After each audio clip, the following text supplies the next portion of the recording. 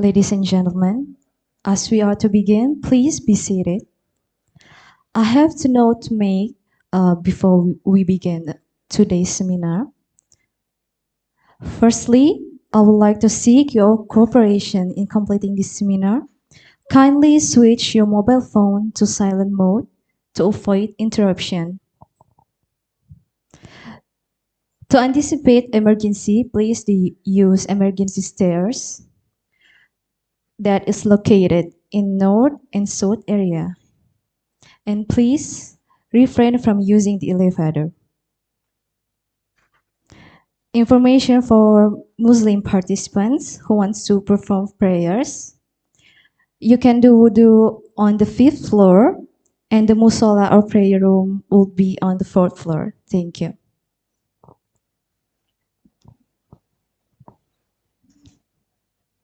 Bismillahirrahmanirrahim. Assalamualaikum warahmatullahi wabarakatuh. Good afternoon, everyone. The Honorable Director of School Strategies and Global Study, University of Indonesia, Mr. Ator Subroto, PhD. The Honorable President of Uzawa Kokusai Gakkan, Dr. Mary Uzawa Urabe, and the Honorable of all the Honorable speakers that coming from Japan for today's seminar, and respectable all of our participants today. On behalf of School of Strategic Global Studies, University of Indonesia, I am honored to welcome of all distinguished guests who have gathered here today for this seminar. It is truly a privilege to have the opportunity to learn from such experience and knowledge educators. Here, I'm Salma Salsabila, as the Master of Ceremony will guide this seminar for today's, and welcome to today's seminar, International Forum, Social Common Capital in the Future. We would like to thank you everyone here for making time to attend this remarkable seminar. Ladies and gentlemen, on this occasion, allow me to introduce our today's agenda. First will be opening, and then the second agenda will be opening remarks. And then we will continue our discussion in the first, second, and third panel session with very interesting topics. And then the last agenda will be closing.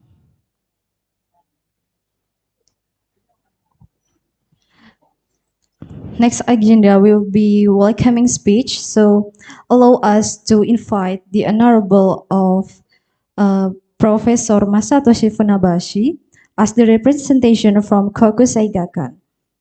For Professor, time is yours.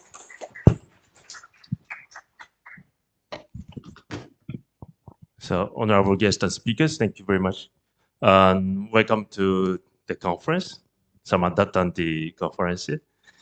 And yeah, this is the opening remark on behalf of the director, Mr. Subrato, who is coming a bit late, but we will start the party. And we will have our presentation on social common capital in the next opening remarks. So just briefly, I put it in this way. We have a variety of speakers from very different domains, ranging on food production, environment, healthcare, microfinancing, renewable systems, architecture, urban planning, and other community activities. And those are very important issues in maintaining the society and seek for the future prosperity. And yet, it is sometimes difficult in the face of the planetary capacity or other economic powers that is overwhelming on society. But the fact that we are here together and discuss intensively on this issue, this is the real motivation behind the social common capital. So not only this symposium is to learn or know about social common capitals, but this is something that we need to deepen our understanding through the discussion and the actual practices. And if you go to a very essential social activities, you will encounter repeatedly important aspect of social common capital. So just feel relaxed and enjoy the discussion. And we will have a really tight discussion today. And this is the initial international symposium that will be held from our Kyoto University Research Division on Social Common Capital in the future. And there will be yet to come on the collaboration and further discussion that will start from the symposium. And thank you again, and yeah, enjoy the conference. Thank you very much for Professor Masatoshi Funabashi for your delightful speech. Now we proceed to next agenda, the submission of token of appreciation from School of Strategic and Global Studies, University of Indonesia, and from Lokasoka to Uzawa Kokusai Gakkan. So for Dr. Sahibatul Amina as the representation of University of Indonesia, and Ms. Laras Widya Putri, please move forward.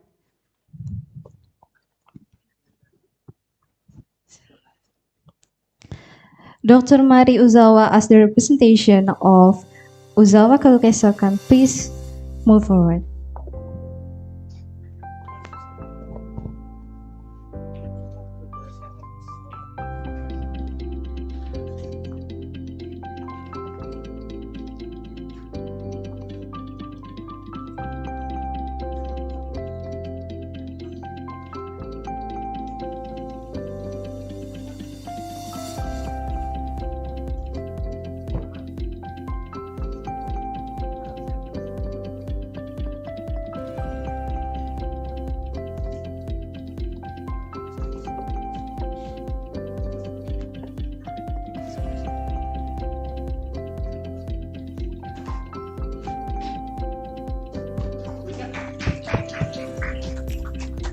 For Professor Masatoshi, please move forward so we can give the appreciation.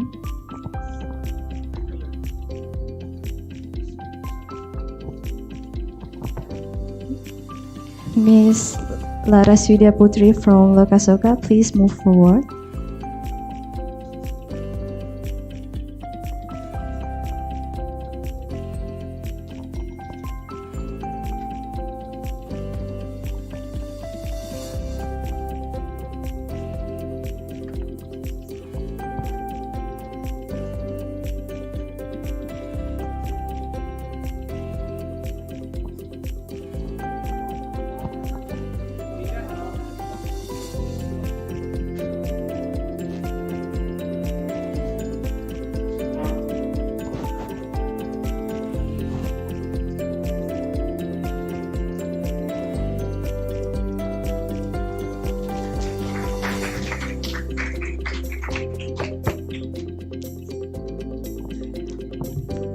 Ladies and gentlemen, now we proceed to seminar agenda. This presentation will be delivered by Professor Masatoshi Funabashi from Kyoto University, Professor Avawani Alisa from University of Indonesia, Mr. Yusing from Akanama Studio, and Professor Akiko Okabe from University of Indonesia. And also this agenda will be guided by Dr. Maria Uzawa Urabe as the moderator. We invite all the distinguished speaker and the moderator to come to the stage.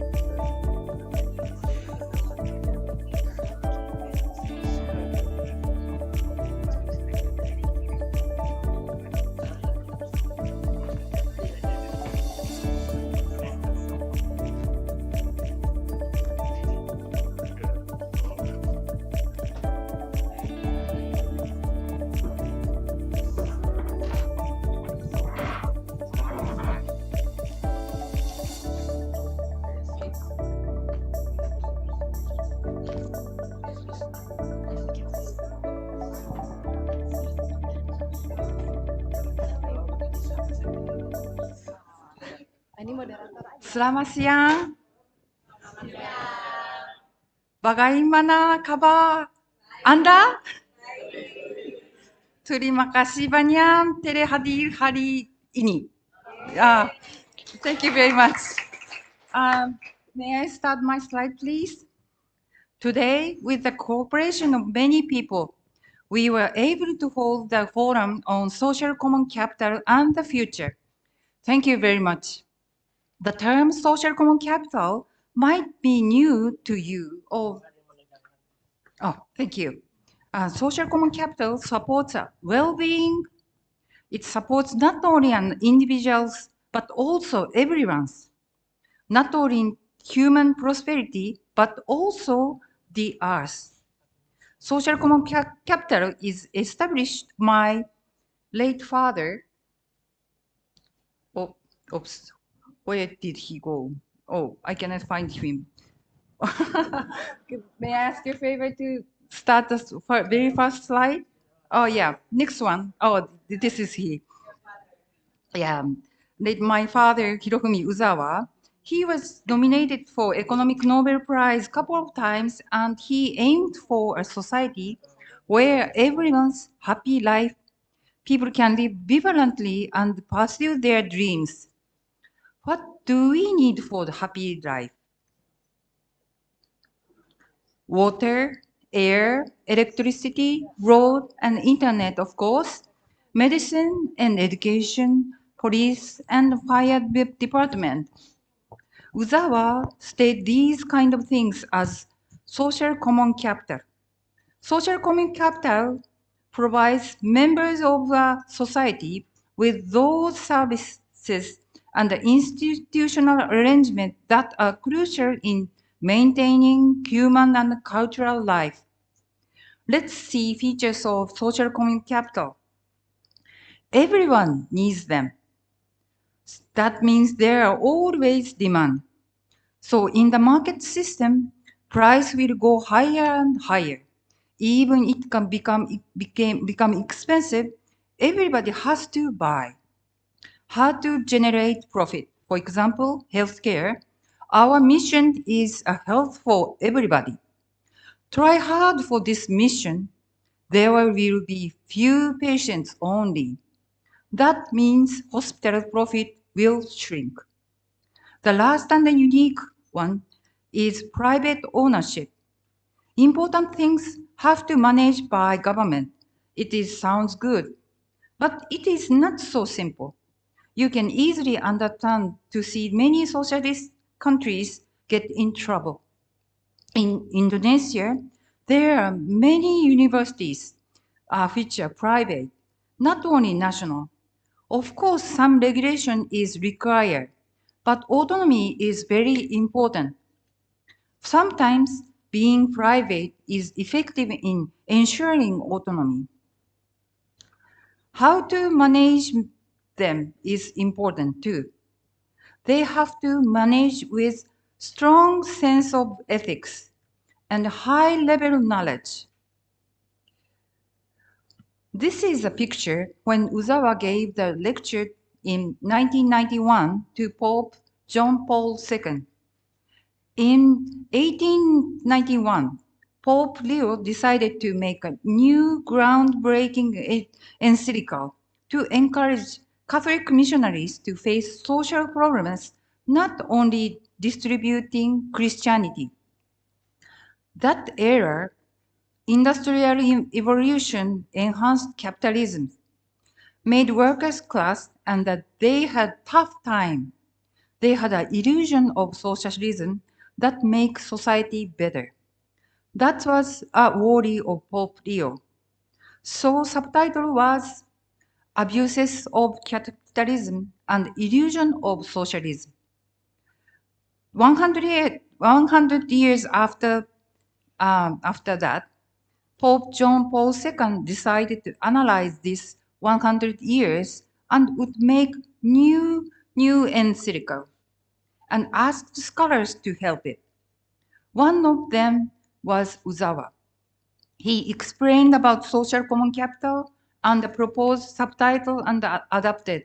That was absence of socialism, abuses of socialism, and illusion of capitalism.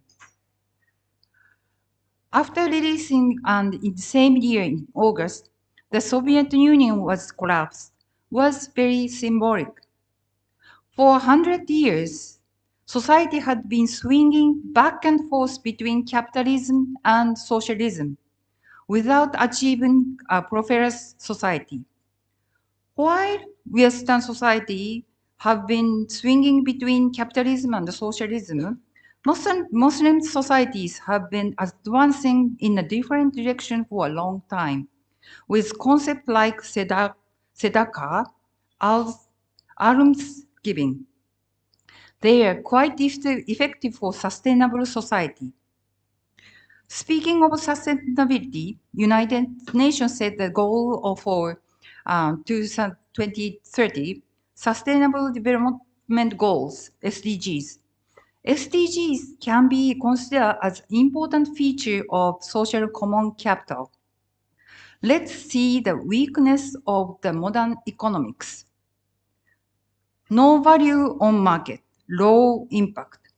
No value on market almost equal to no impact. Something you can calculate as money is okay, but ignore the things you cannot put into money, like children or nature. Uzawa was against this idea. That's why he made economic theory social common capital. He wanted everybody not to put monetary value what matters most, life and culture, and also to protect beyond our imagination, especially who is weak. Weak people are usually sacrificed easily named under for everybody or development. For protecting people who are weak and to keep the global warming, Uzawa proposed proportional carbon taxes. As you may know, 3/4 of greenhouse gas is emitted by countries like Europe, North America, China, and Japan. This is not fair to countries that are trying to develop. Therefore, he suggested a proportional carbon tax that takes into account national income. Here is a simplified calculation. For United States, an excessively light burden has been dissatisfied. For the Philippines, the result has been the opposite. It is an equitable system where each country does what it can do. This tax will be used for against the global warming as an international fund for atmospheric stabilization. Caring for social common capital leads to a society where everyone can live happily, and I hope that this has become clear to all of you. Established at Kyoto University in May last year, the research division on social common capital aims to deepen theory and practice by aiming for and implementing an ideal state. The difference becomes clear.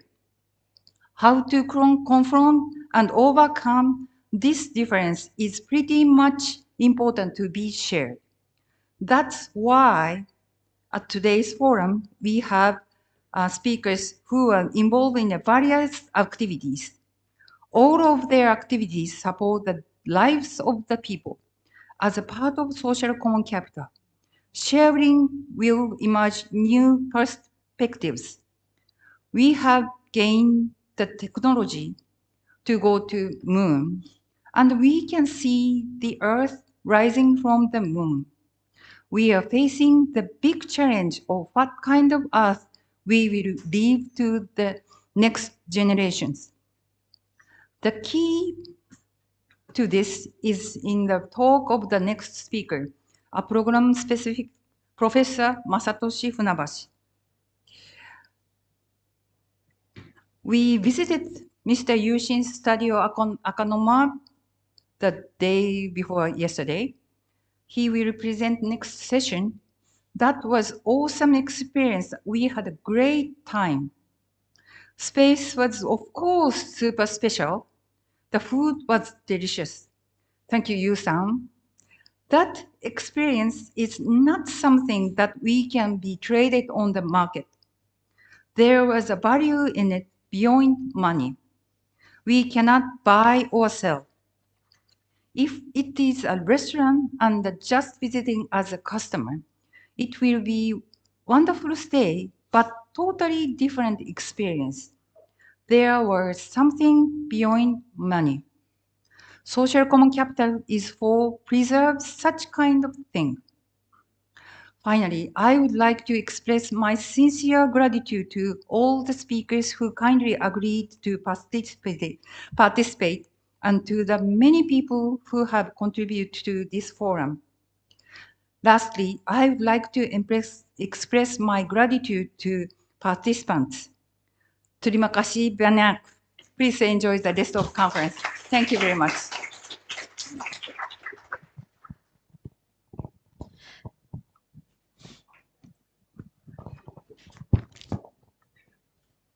Thank you very much for Dr. Maria Uzawa for your delightful speech. Ladies and gentlemen, now we proceed to our key panel session. This presentation will be delivered by our distinguished guests, distinguished speakers.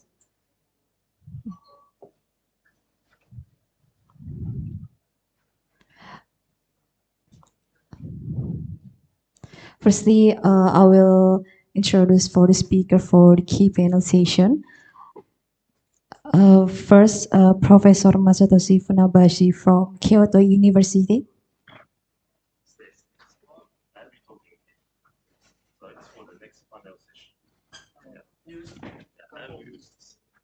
Thank you.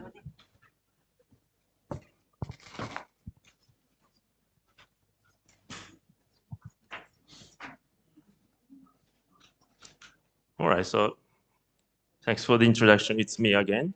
May I start my presentation?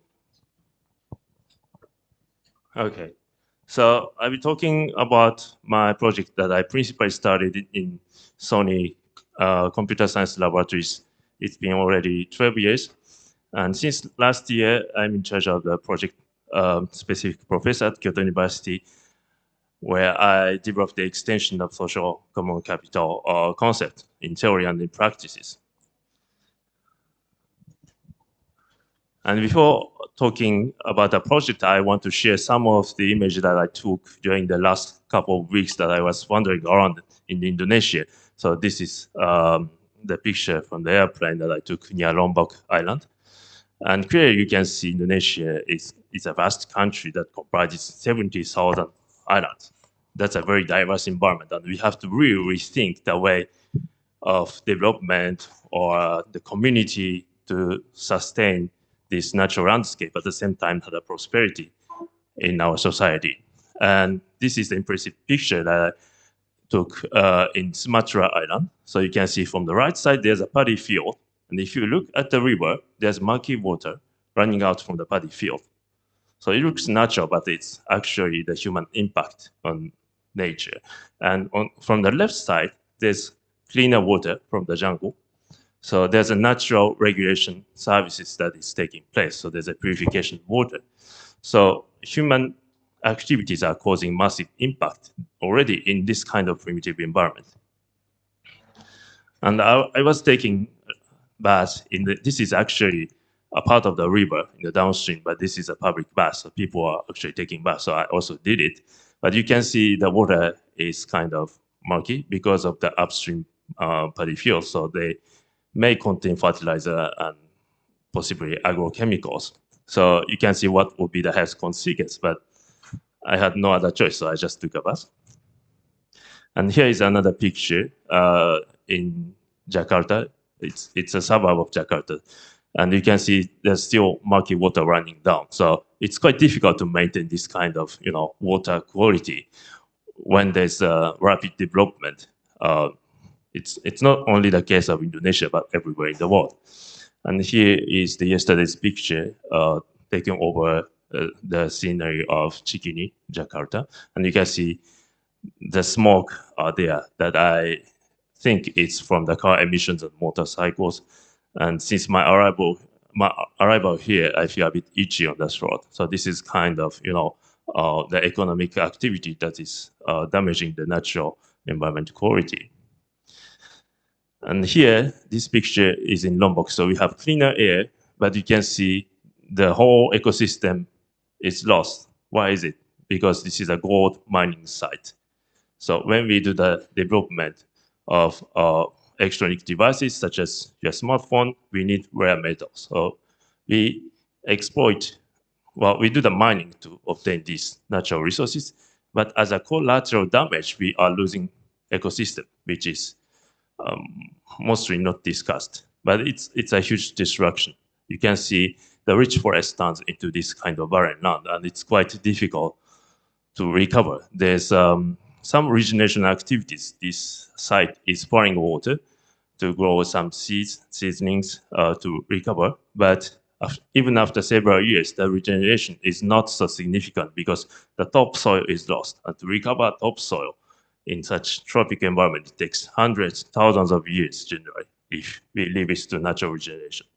So we have to invest something to reconstruct this natural environment. And this is at the core of my talk today.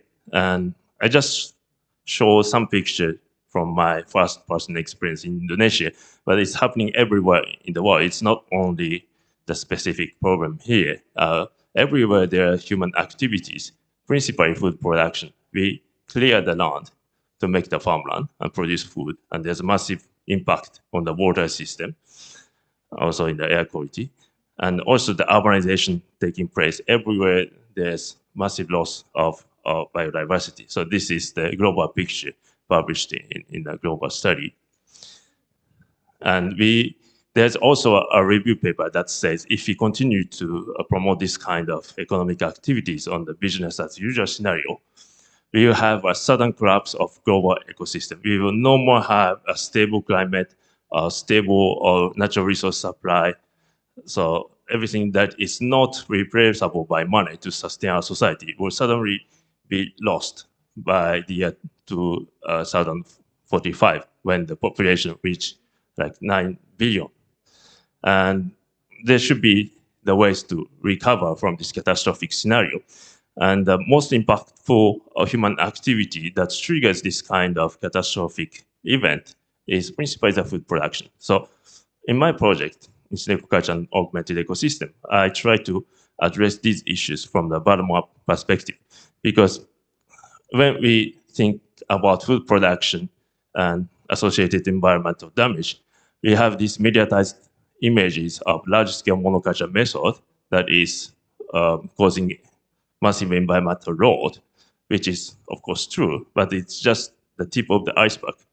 If you look at the actual statistics of the food producer in the world, these are mostly small scale. Indonesia is a small holding country.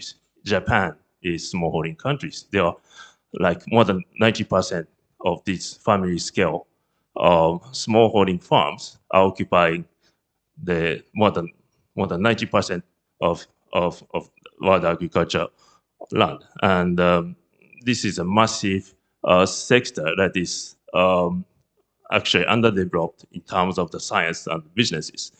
So my approach is taking care of this small-scale agriculture and leverage it in terms of biodiversity and also productivity, fair distribution, until it reaches sufficient level of viability as a community. And the approach of culture, like present here, it's basically a food production system, but this is not the principal objective. The principal objective is to create the ecosystem that is sufficiently diverse to sustain the environment and our life, which produces food production and other provisioning of ecosystem services such as regulation of climate, pathogens, or other producing other communities. And as a whole, the biodiverse ecosystem linked with our human activity can sustain our healthy life. So this is the concept of snekokachi, and the actual field picture here contains more than 200 edible species. So like vegetables, fruit trees, and herbs, medicinal plants, all mixed together. And it's constructing a multi-layered structure. This is still initial phase that we are experimenting in Japan, but we have a year-round harvest, and there's no use of fertilizer, no agrochemicals, no plowing. We don't till the land to preserve the soil structure. And it is totally based on what we call the self-organization of ecosystem. So the system, the ecosystem itself self-organized without intervention of human. And what we have to do is do the thinning harvest or control some part of the weed, but not completely wiping out any species and producing the maximal synergies in the interactions of biodiversity. And since I have some background in physics and mathematics, I did some theoretical works as well. Today, I'm not getting into much of mathematics, but principally these systems performs well in a very hard environment, like the dry land agriculture, or when there's a flooding and dry land, this kind of environmental variability is large, the monoculture method is difficult to perform. But snekokachi can take leverage on this kind of variability of the environment because it's more resilient and it's reacting at the community level. And I just want to introduce a brief example of such a harsh environment in African countries. This is Burkina Faso at the south of Sahara Desert that I'm working since 2015. And there we acquired the land that is actually abandoned because traditional monoculture system has depleted the topsoil and we cannot produce anymore. But we associated 150 edible species using the snekokachi method and recovered within 1 year from left to right from desertified arid barren land to rich edible ecosystem that we have abundant product that we could actually sell to the local market. So this is the 3-year differences. You can see the control plot remained bare. It's like desert during dry season, rainy season. It cannot grow any single plant species. But on the right side, if we got the initial setting of snekokachi, it's recovering the rich ecosystem, and which does look like a jungle.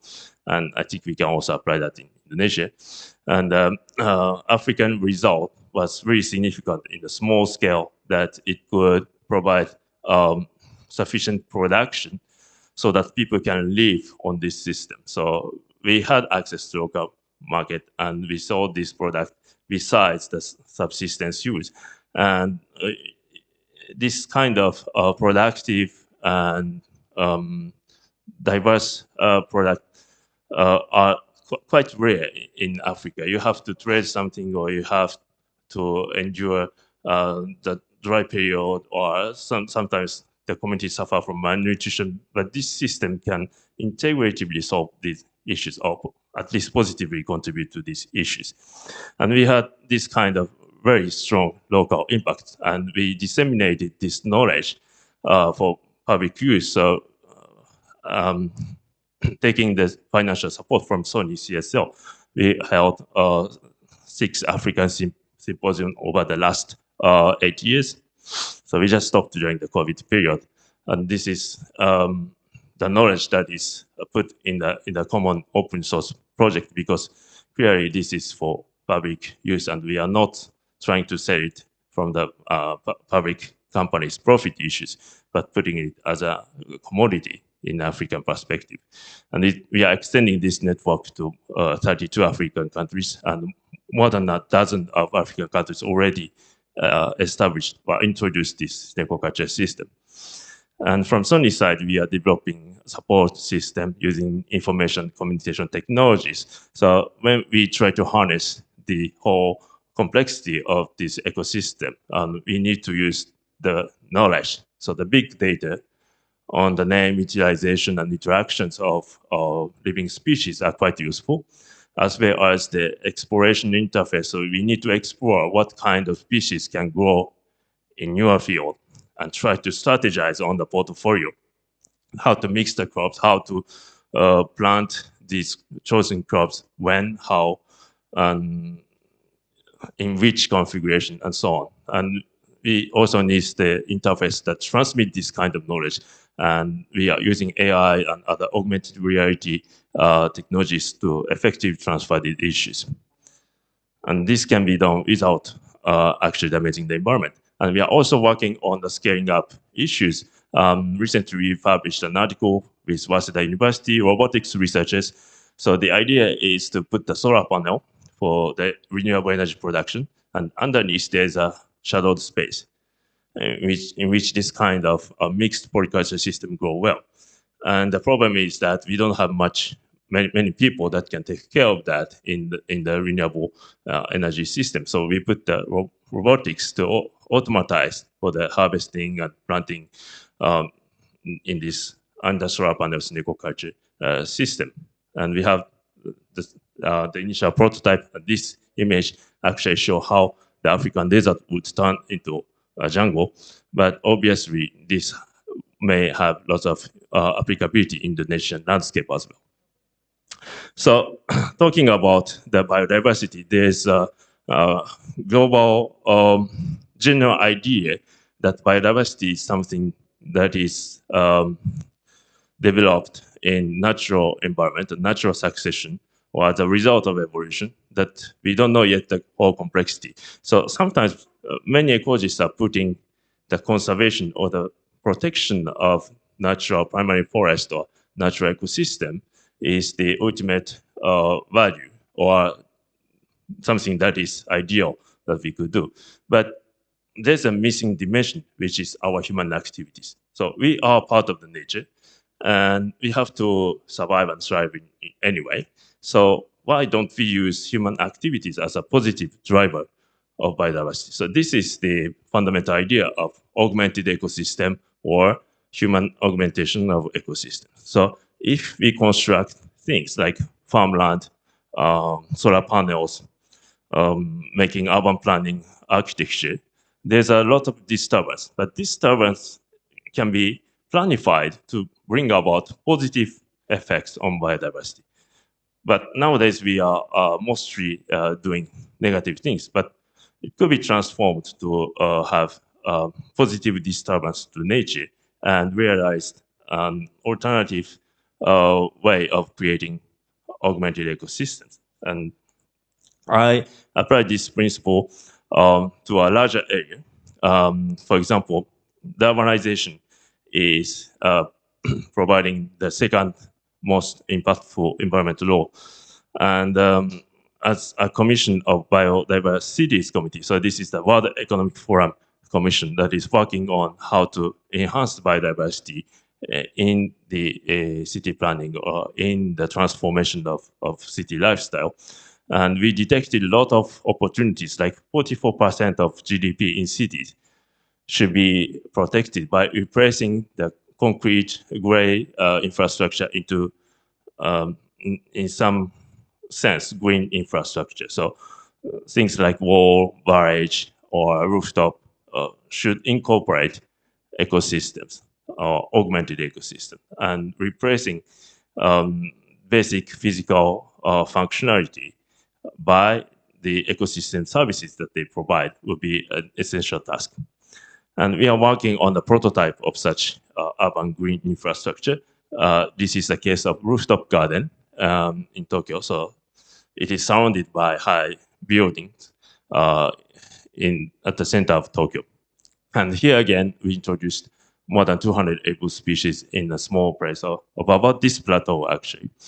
And we created such bountiful ecosystem, not only to produce food or plant product, but to invite people to explore more on the cultural services, how to enjoy this kind of rich environment, stimulate the dialogue between various stakeholders, between city planners, investors, and governors, and other private companies, CEOs coming here to discuss about the future landscape of the city. And the social dimension that is really rich in the dialogue exchange in this place. At the same time, this has really values in terms of the raw ecosystem. It measures the microbial activities here in the soil from the augmented ecosystem that is realized in the rooftop and also at the ground level. And we kind of discovered that the microbial activities and diversity is highly enhanced. It's more than the standard population that gathers ordinary farmland and natural environment. So living in the city does not directly imply that you are in less biodiverse or less ecological environment. You can actually create this kind of microbial diversity and benefit that arises from this microbiome in the very center of the city. And the microbiome is quite essential for your health, for your skin microbiota, for your gut microbiota, and your immune system is directly stimulated or in symbiosis with this kind of soil microbiota.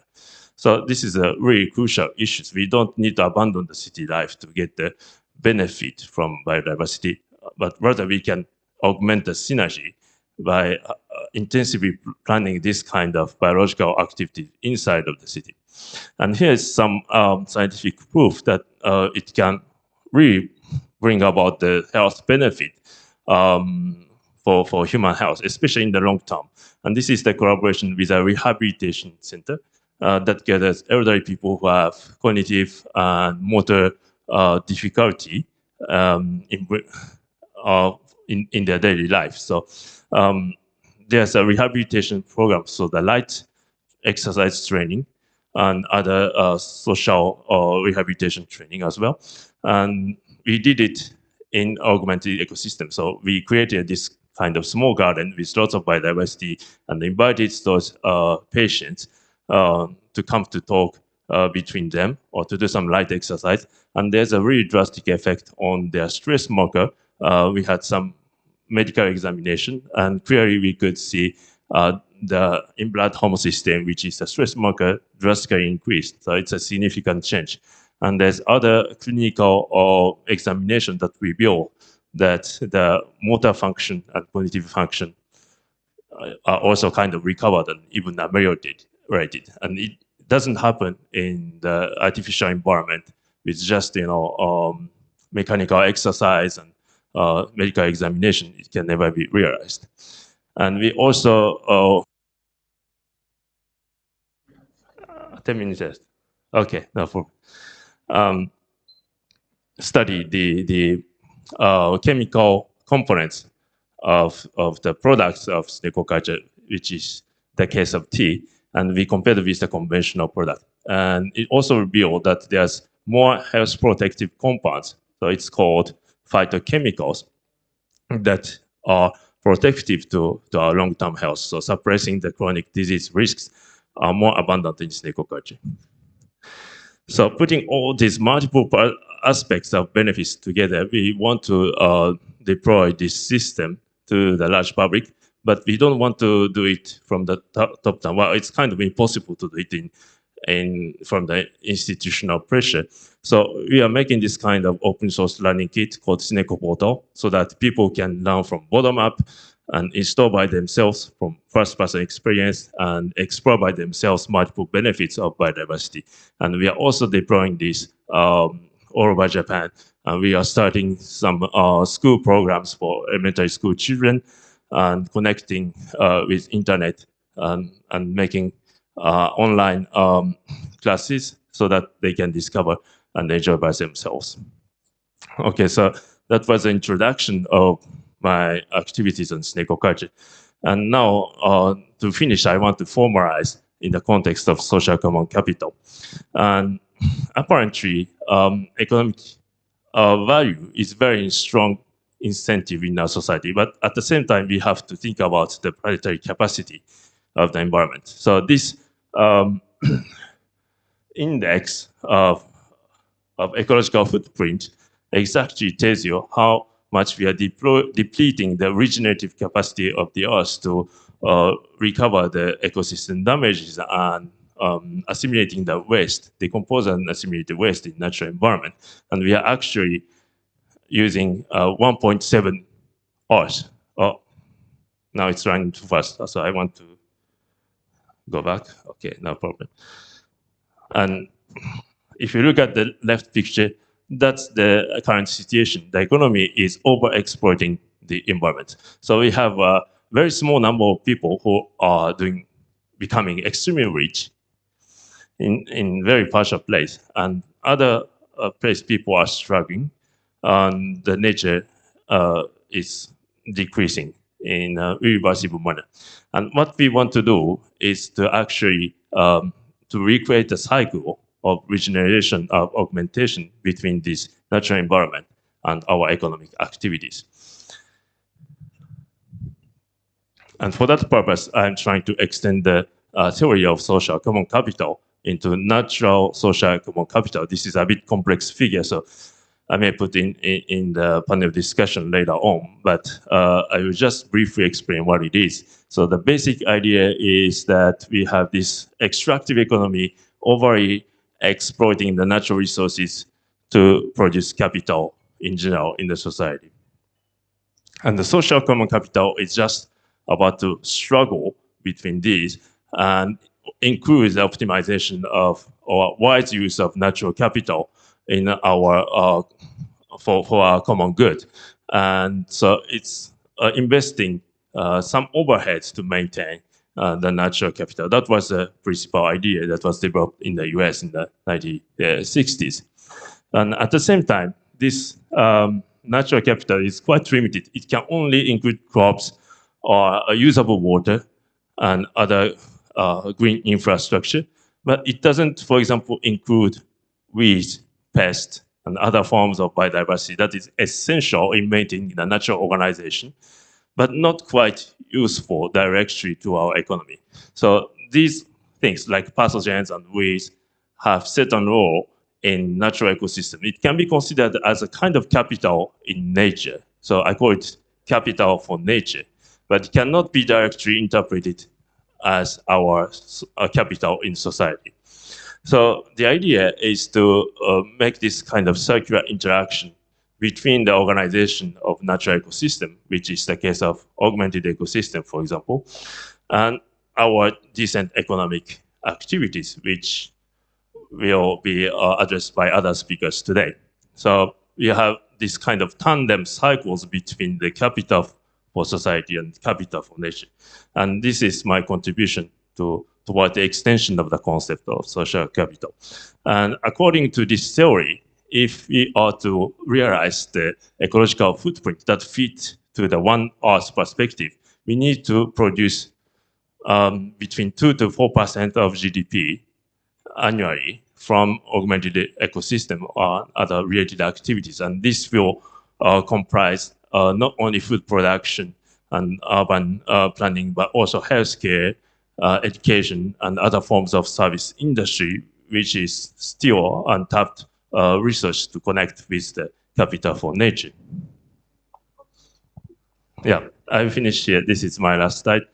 And I'm developing this kind of variety of activities, principally at Sony Group, and also extending my research activities in Kyoto University. And I hope in this multi-stakeholder perspective, you will be able to join the future collaboration. So thank you very much. And Kyoto University Research Division is based on the philanthropy, and we have this webpage that you may visit for further activity, and we are also accepting donations. So if you know rich people who will be willing to contribute to this kind of research and social implementation, we'll be happy to know about them. Thank you so much. Thank you so much for Professor Masayoshi Funabasi for your delightful speech. The next speech, we would like to invite our next keynote speaker, Professor Eva-Wani Elisa from University of Indonesia. Please for Professor Eva-Wani Elisa to come forward. You have 10 minutes to present your presentation.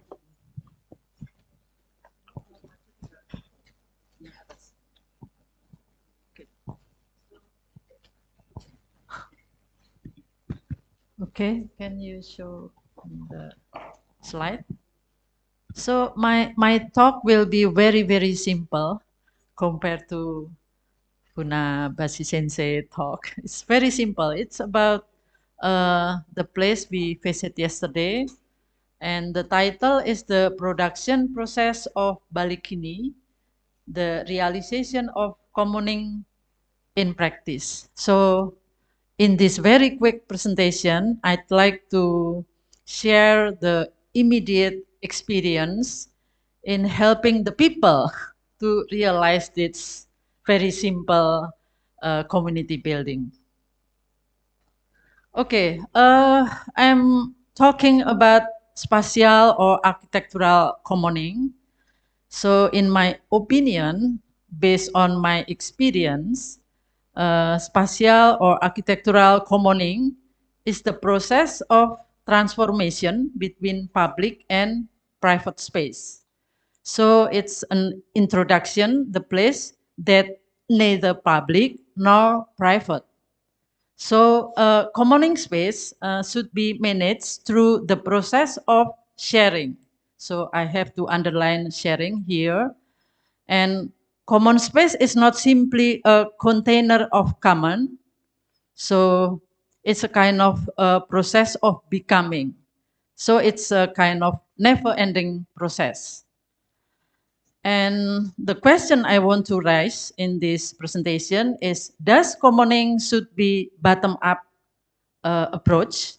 Because as has been theoretically indicated, that commoning should be bottom-up. But in this presentation, I will show you that it should not be bottom-up. Okay, so this is the context of my presentation. This is about a very small enclave or pocket of neighborhood called Kampung Cikini. It's located in the center of Jakarta, very prominent location, inhabited by about 4,500 population, and the area only cover 1.4 hectares. And this pocket is surrounding by commercial building. And you can see from the Doubletree Hilton Hotel, I think this picture is from Okabe Sensei. You can see National Monument over there. So if you want to visit this kampung, you just took the commuter line and then stop at Cikini Station, cross the street, and this kampung is just behind Cikini Gold Center. So this kampung is divided by elongated axial lane of traditional market or pasar Cikini. So many people often using this market as a shortcut if somebody want to go from Cikini station to the Kenari. So this is a kind of open kampung which many people come and go to this neighborhood. So I'm talking about community building or balai RW. This is a typical communal space which is provided to fulfill the social and political activities of the community in RW level. So the kampung is this balai RW is located in that spot. And since I've been engaged in this community since 2011 until now, so I'm very familiar with this building. Because many meetings have been done there. And you see in this picture, Amemiya-san, he's an architect from Japan who also have some project, community engagement project there at Cikini. So he also often using this building for meetings. So balai RW or community building is always become the central place for gathering, either in happy or in sad situation. You see in this picture. And during pandemic COVID, of course, balai RW has become the only safe spot. So it's also become the common post for handling the pandemic, and also become the public kitchen and repository for social assistance.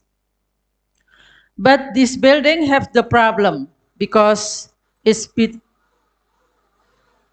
is that any problem? Sorry. Okay, just continue. So this building built in 1980, and so it's collapsed in many parts. You see in this picture, the second floor is hardly cannot be used anymore. So people usually only using the first floor.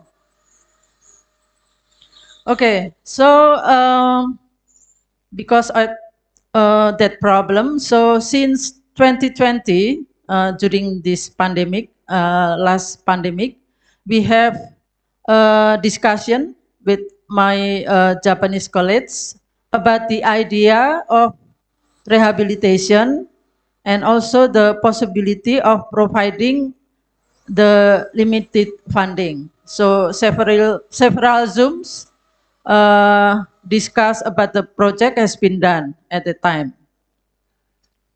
So this is our idea to reconstruct this ballet airway. We call this building as balai kite, which means our balai. So we designed the ground floor as a multifunction space, very simple. And the second and third floor, we utilize the space for isolation rooms for those who exposed by COVID-19. And then we also put void to allow the sunlight to get inside the building. So it's very simple. So after getting the plan, the community start dismantling the building in the hope that it would be easier to find the sponsor. So this is the process of dismantling of the building.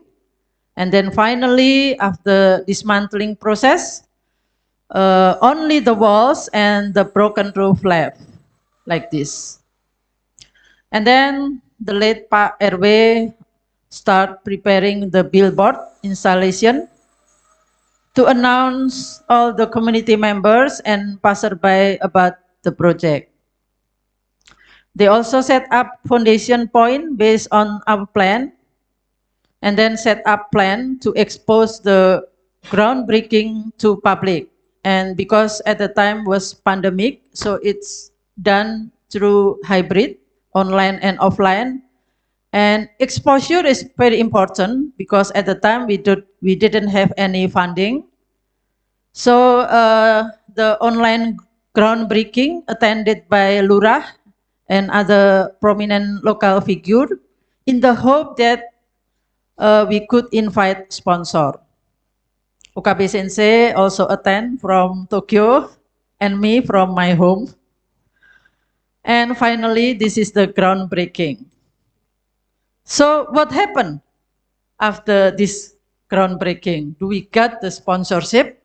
Unfortunately, no, because the efforts to secure sponsorship was unsuccessful, and the community accumulated only limited funds.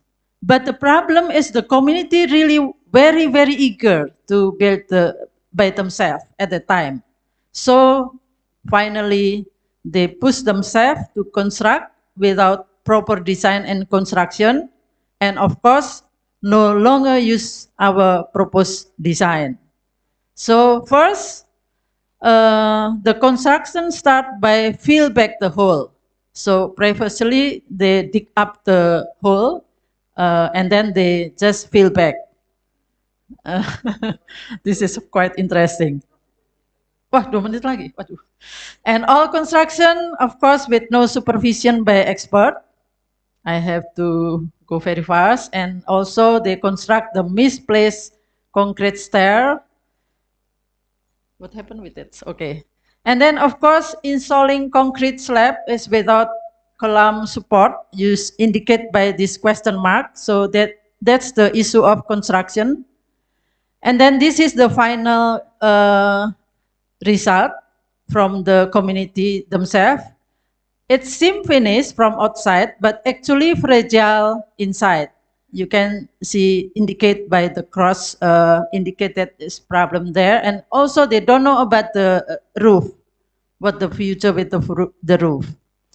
So after another long waiting, finally they asked me to seriously looking for the sponsorship. And then on behalf of UI, I tried to find single sponsor and start to negotiate with BMM So thanks to Pak Masuri. Pak Masuri is our ex-graduate student. He also senior contractor who has a very good network with BMM. So what is BMM?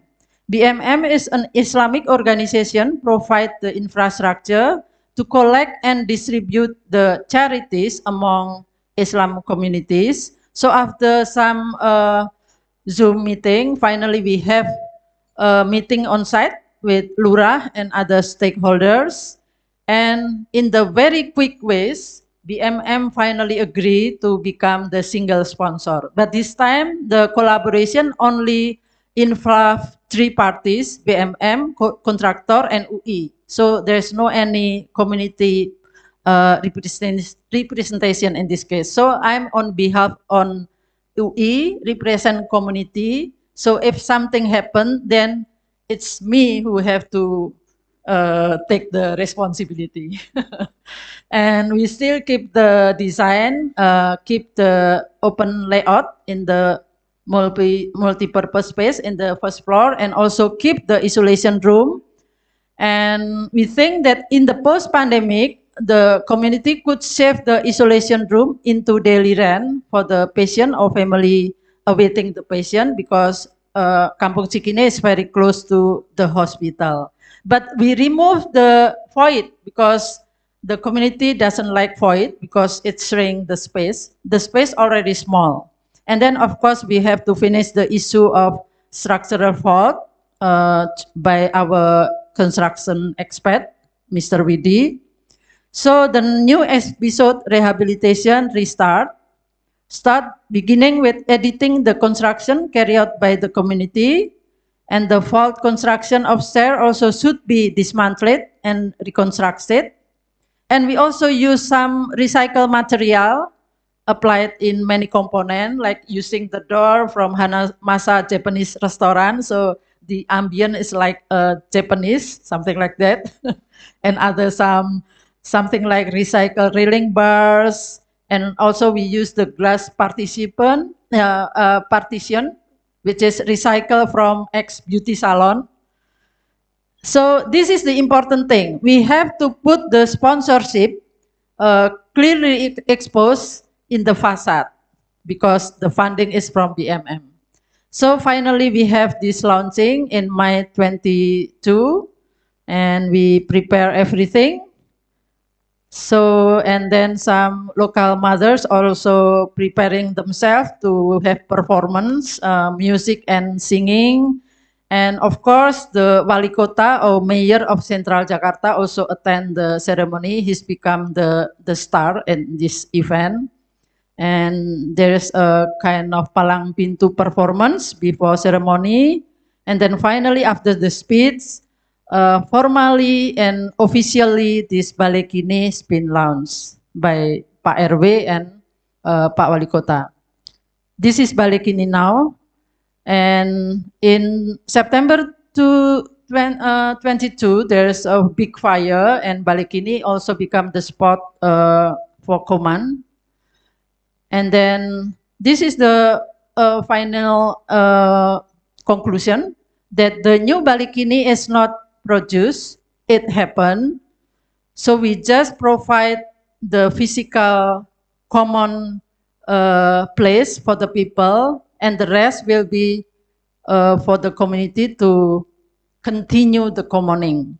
So the next commoning should be improving the quality of society and fostering community independence. So, but the problem with the bottom up is because the community lack of the resource, which is in this case is funding, and then limited expertise and technical knowledge. So the community could not effectively and systematically overcome the problem. So a top-down approach will help the community to engage with the decision makers who support funding and resource allocation. This is the last slide. So what is the takeaway lesson? Commoning for marginal community is not theoretical. It is a matter of survival as they live outside the radar of formality. Commoning is neither the value nor ideology. Commoning is part of their own bodies as the only way to go, yeah, because they cannot afford to be individualists.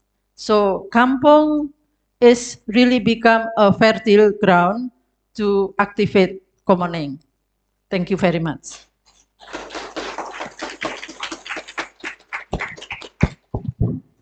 Thank you very much for Professor Evawani Eliza for your delightful speech. For the next speech, we would like to invite our next keynote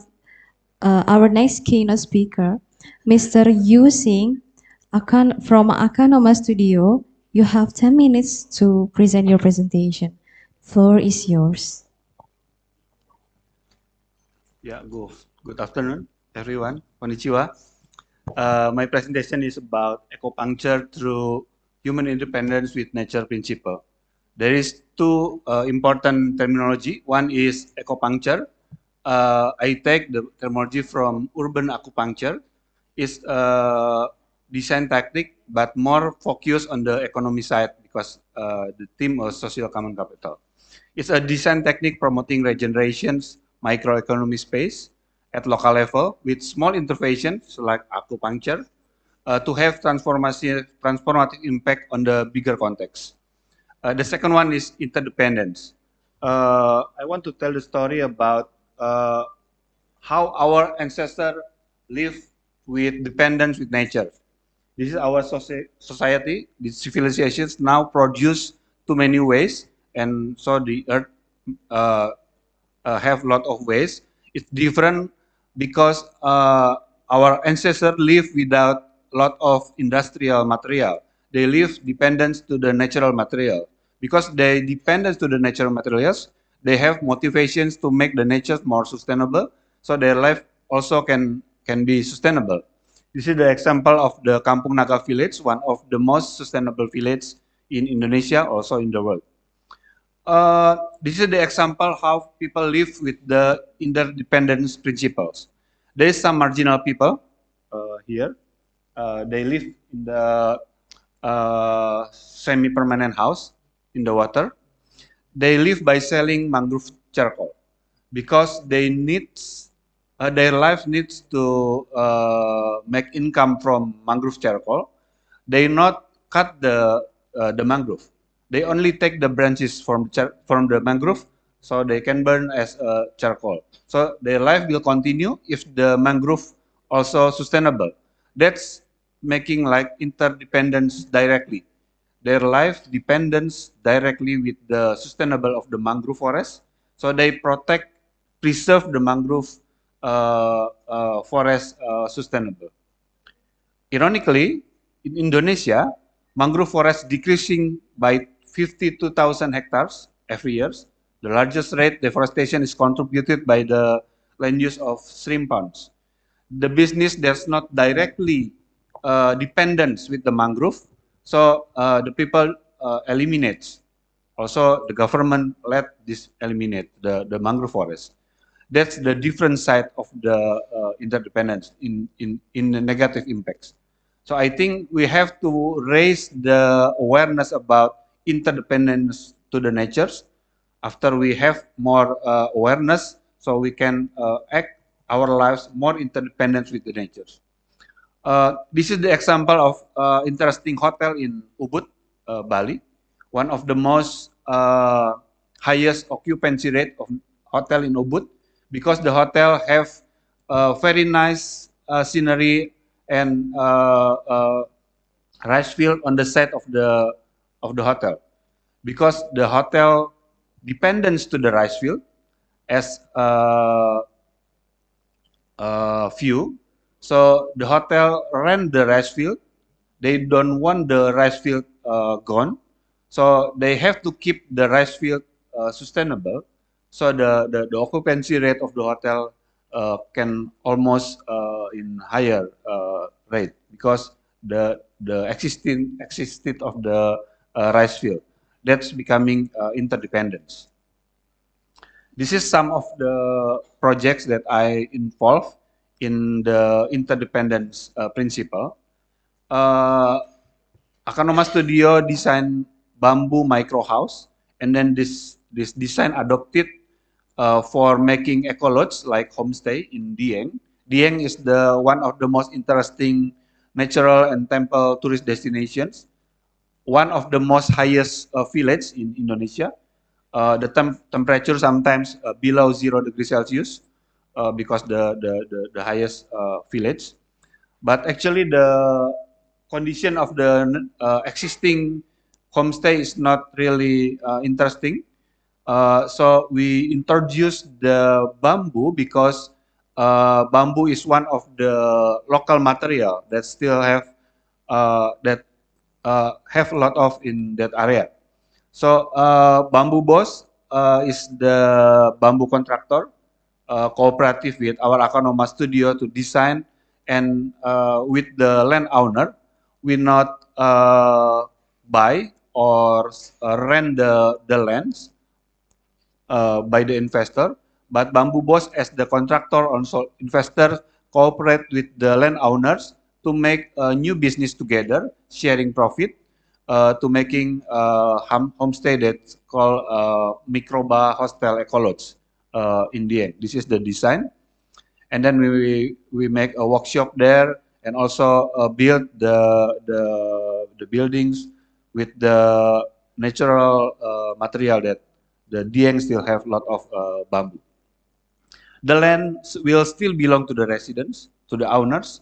So the operating profit of the homestay is the profit for both investor and landowners. This is the homestay. This is the interiors. Just very simple, small hostel with the bamboo constructions. You can see the Instagram Microba Hostel Ecology. Also, you can go there to stay. Another example is Pasar Papringan. It is very interesting place because Pasar Papringan is renovated by the founders. Some of the people as the farm there renovate the bamboo forest to becoming the market, a natural food market at the Temanggung. The majority of the residents are residents. So the village bamboo forest area was designed with the founders as a culinary markets, which is open only 2 times a month. Because the owners, the sellers was still the farmer. They don't change the everyday activity. They still farmers, but only 2 times a month they open the Pasar Papringan. Because the place is very interesting. A lot of tourists comes to this place. It can attract about 3,000 people every opening in 1 times. Just only on the Sunday, just 2 times a week. So the place is very popular, Pasar Papringan. So they need a homestay for tourists to stay 1 night before the Pasar Papringan open. Akanoma Studio invited to designing to renovate the existing house at the village to becoming the guest house or homestay. This is the example of the existing condition of the house of the people. So we try to suggest it to one of the family, Mr. Ribut, to demolish one of the unused room in the middle of the house because the homestay needs good atmosphere in the inside of the house. So we try to propose how about we demolish one of the rooms in the middle of the house, so the house will make natural light, natural ventilations, and also inner court garden. This is the example of the inner court garden. We also try to make a lot of income with the small and simple homestay. So we design capsule hotel like a lot of in Japan with the this is a tikar purun mat carpet. Similar maybe with the tatami use igusa. This is use purun The interesting one is because one capsule is sell about 200,000 rupiah per night. So this house can get 1,200,000 rupiah for one night, only with one room, because the one room is consist of 6 capsule hotel. It's different with the other architect designing one room as one house. So one room as standard house, standard rooms. So there's only consist 2 people, maybe 200 until 400,000 rupiah. The last one is my idea about sustainable rice field resort idea. The rice field in Bali and a lot of places in Indonesia have changed a lot. Many villa and restaurants were built by the changing of the function of the paddy fields. Gradually, the area of the rice field is decreasing. So is it possible to grow the economy from the tourist business without reducing the rice field too much? When we see at the rice field in Bali, we find a lot of kubu sawah, small hut. Mereka sebut kubu ya, as a small hut at the rice field for the farmer to rest or put the alat-alat pertanian ya, in the small hut. This is the small hut. So I think how about to make a villa or resort at the upper level at the existing kubu sawah without reduce the rice field. So they can still get the money from the villa, from the tourist activity, but without reducing the existing of the rice field. This is example of the one area of the rice field in Bali. That one, the kubu, the hut. And then this is the illustration. If we put the kubu villa and kubu cafe in the upper level of the existing kubu. So the rice field also can be developed as a place of various temporary workshop, for example, art and culture programs, or other outdoor activity. Maybe when di masa-masa panen, when the rice field is cut, we can have a lot of place to make fine dining restaurant, just temporary and other activity. Forest activity program with mutually beneficial cooperative relationship can increase the economic value of the rice field, become a happy space for many people, while maintaining the sustainability of the rice field. Thank you. Thank you very much for Mr. Using for your delightful speech. For the next speaker, we would like to invite our next keynote speaker, Professor Akiko Okabe from University of Tokyo. You have 10 minutes to present your presentation. Okay. 10 minutes. The floor is yours. Hi. Thank you very much for introducing me. My name is Akiko Okabe. I'm professor of the University of Tokyo, Graduate School of Frontier Science. My background is architecture. Okay, so I'll start. Instead of introducing myself, I briefly present 2 projects in Japan first. And the first one is Gonjiro. It is almost my life work. And Professor Elisa and Mari-san also have visited here. And what we are doing mainly is searching and researching partially every year or every 2 years. This is eternal work. And the other one this is a kitchen house. It was abandoned for more than 30 years. And we made an intervention to open to the community a new kitchen. And the second one is Sambaran. It sounds like Bahasa, Sambaran. This was a formal fertilizer hut in the farm complex. And we converted to a tea ceremony house. Inside was like this. And we converted to a tea ceremony house like this. Through these projects, we learned that people's lives rely on a certain kind of ecosystem. not only natural, but also artificial and social integrated system. We call in Japanese Satoyama, it is a kind of Satoyama ecosystem.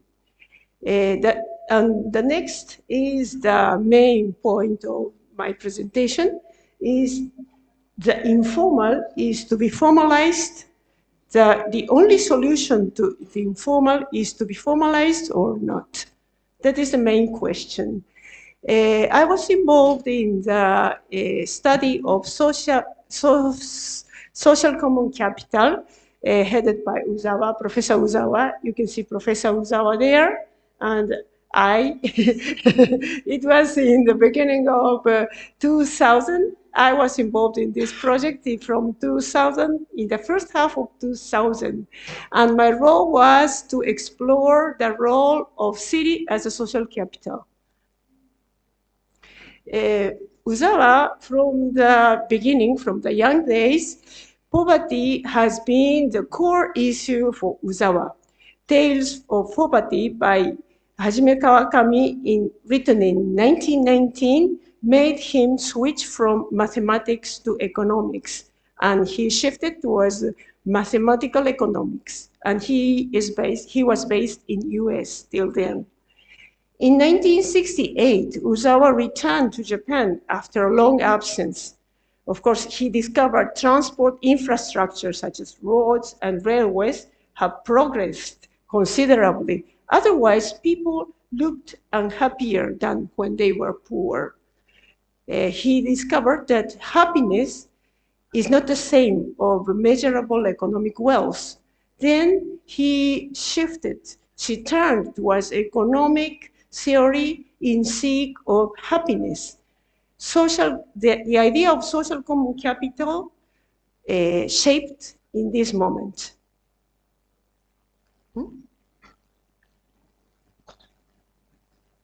Next.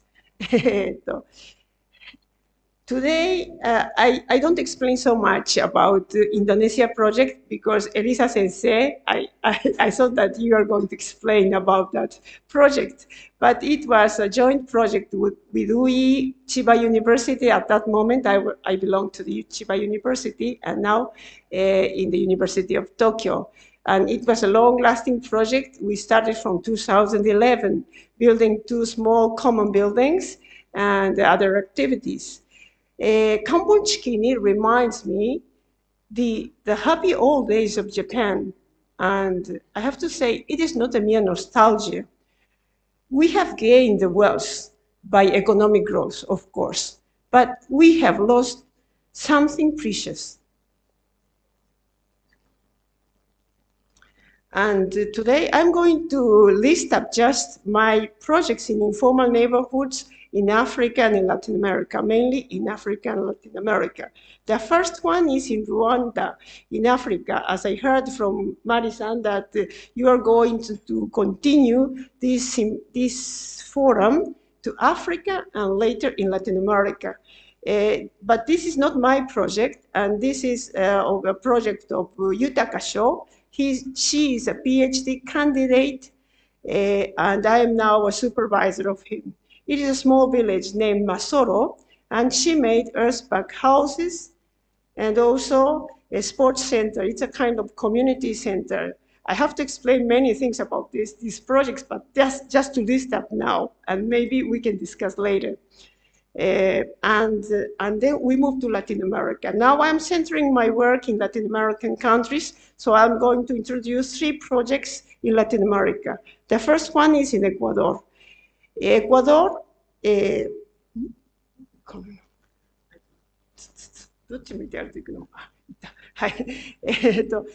2016, the coastal side of Ecuador has severely damaged by the earthquake.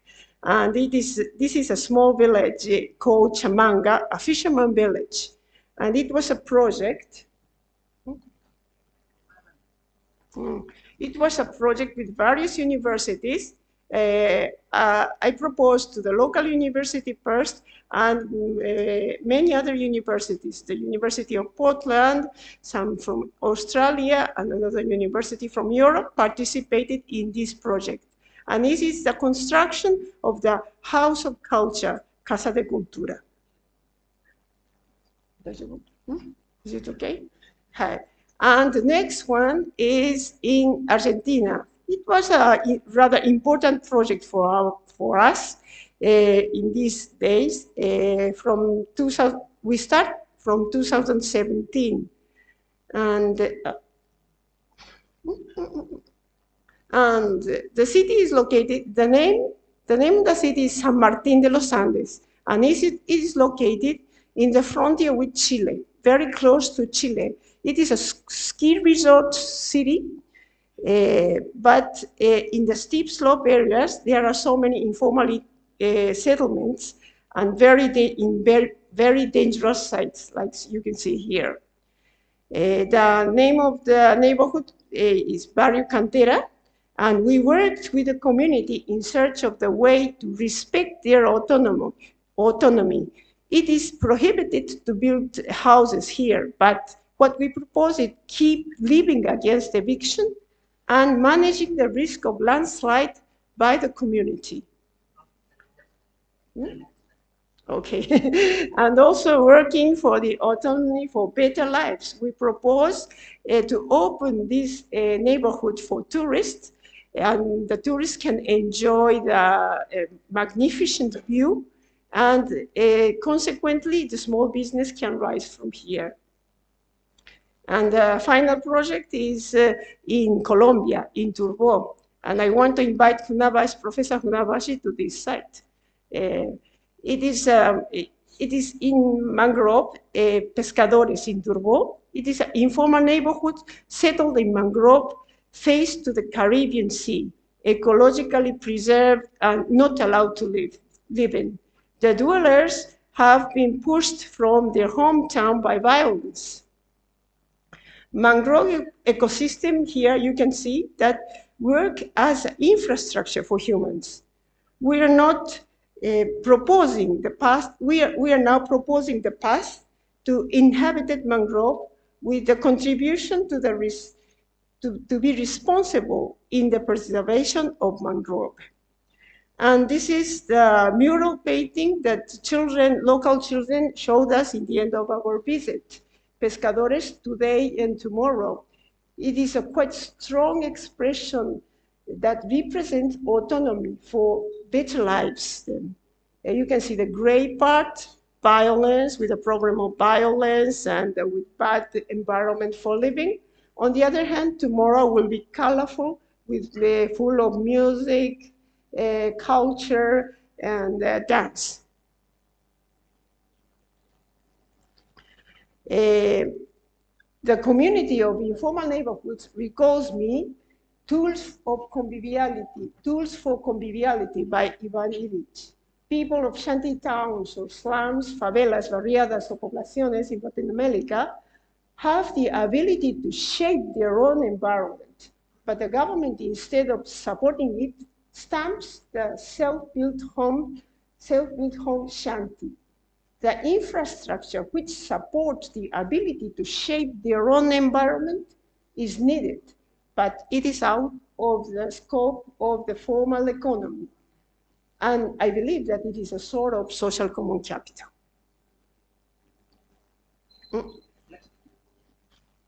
Hi. And I would like to conclude with the social common capital. In the conventional economics, social common capital has been explained as an extension of the concept of the capital. And social infrastructure, natural resources, institutions such as education and medicine, and social capital as well-known social capital, as Putnam stated, as you can see in the figure. But after tracing the Uzawa thought and working with communities in informal neighborhoods, from practice approach, instead of following the theoretical discussion about the concept of capital, we can simply redefine social capital as some kind of infrastructure or basement to support and encourage people's autonomy for better lives.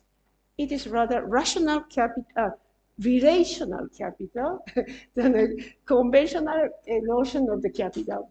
It is a sort of integrated ecosystem of natural, artificial, and social. That's why I invited the team to visit Akanoma Statue. What we have lost in exchange for economic wealth by formalizing seemed to be a sort of social common capital on which informal neighborhoods rely on. Social common capital in informal neighborhoods is an infrastructure of shared poverty, if we borrow the word from Clifford Geertz. Next. But this is the final slide. But at the same time, it might be an infrastructure of shared happiness, an infrastructure of basement of happiness. That's all. Thank you very much. Thank you very much for Professor Akiko Kabe. Before we continue to our question and answer session, we would like to invite Mr. Ator Subroto, PhD, as the Director of School of Strategic and Global Studies, that have joined us through the online Zoom to give his remarks. For Mr. Ator, the time is yours.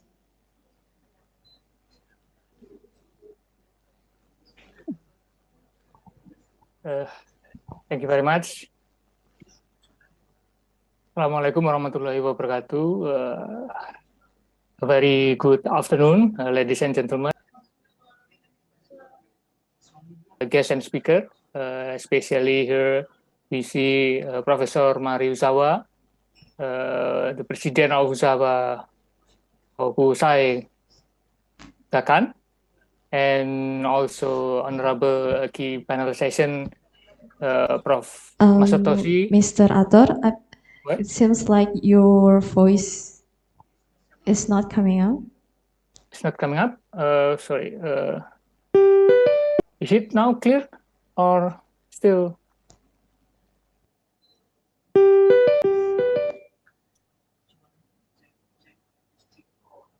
It's okay? Is it clear? Yeah. Is it clear now? Yeah, now we can Yeah. listen to you. Yeah. Thank you. Yeah, okay. Sorry for the Okay. Again, honorable panelists for key session, Prof. Masatoshi from Kyoto University, Professor Eva Wani Elisa from Universitas Indonesia, Professor Rising, Akanama Studio, and Professor Akiko Kabe, and the other speaker for panel session that I can mention one by one. And first of all, I would like to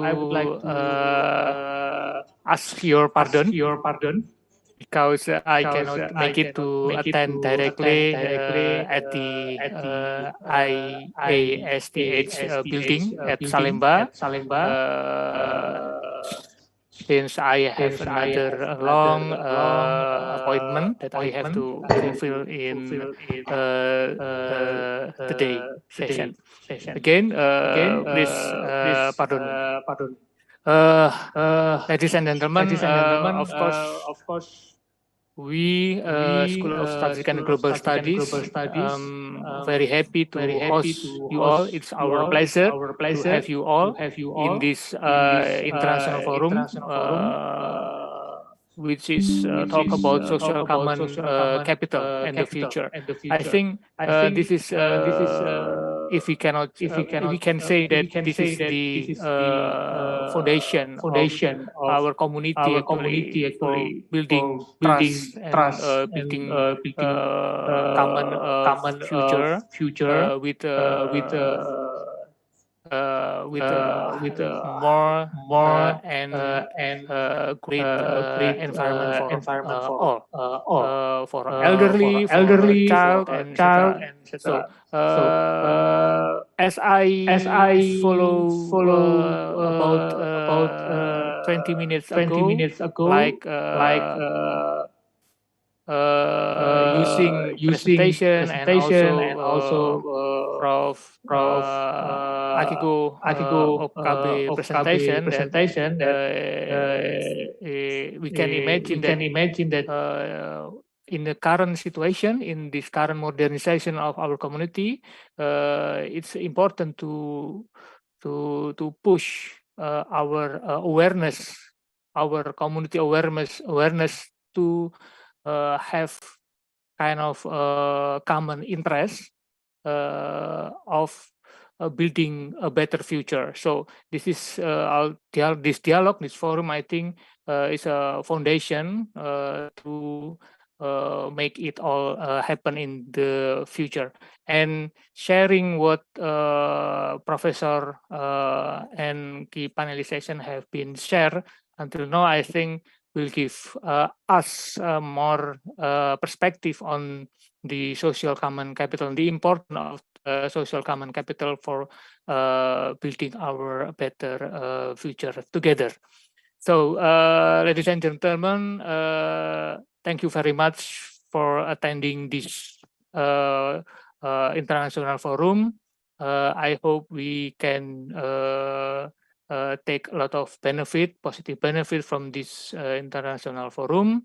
And last but not least, I would like to say thank you for the committee and the partner, Kyoto University, Foundation of Uzawa, and many else that support this international forum. Without you, all this international forum may not be happen successfully as today. Again, thank you very much. School of Strategy and Global Studies always and try to give the maximum as much as possible that we can to support this kind of activity, to support, to give more emphasis on the successful and better future of our community. Thank you very much again, and very good afternoon. Assalamualaikum warahmatullahi wabarakatuh.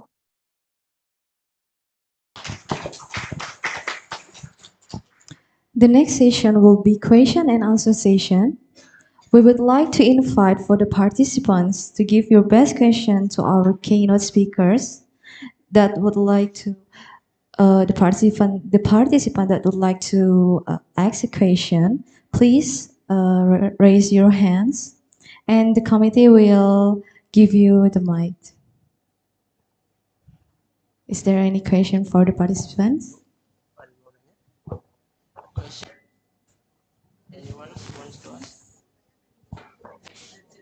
Maybe from through the Zoom. Is there any question from Zoom? Okay, please. Thank you very much. And my name is Dini.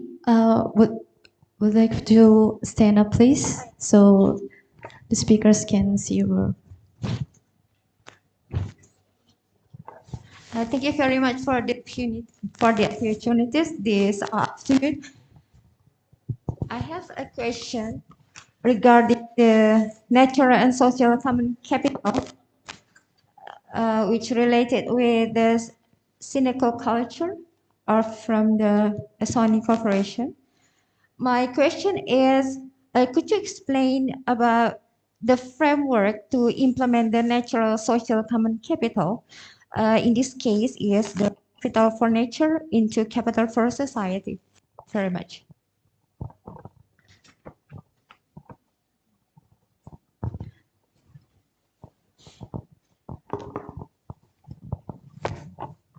Thank you for the very crucial question. And the question was about how to implement the things. And well, I have the formal response and the informal response that I come up listening to other presentators. And beginning with the formal thing is that one of the solution is to create a renewable and sustainable system such as eco-culture that takes into account the capital for nature, which is basically studied in ecology. And we haven't used the term capital for ecological studies, but there's actually a mathematical model that is quite common, theoretically common with economic theory, such as Uzawa's optimization framework. It is also applied in ecological modeling. And in one side, in economy, we treat the capital as the value of assets, or the amount of money. And for the other side, in ecological theory, we treat the interaction between species. We model a kind of the quantity and the functioning of ecosystem services. And these two should be connected together. And the technical difficulty is that we cannot put that into the monetary value. We cannot actually do the exact pricing of the capital for nature because the nature is there as it is. So my formal proposition is to realize augmented ecosystem as an infrastructure that connects between the capital for society and that for nature. And at the same time, listening to the other presentators, I started to contemplate on to re-question about the controllability of the things. As Elisa Sensei said, maybe the community may not be able to create nor much less to control. It's just there. That's the only way for survival.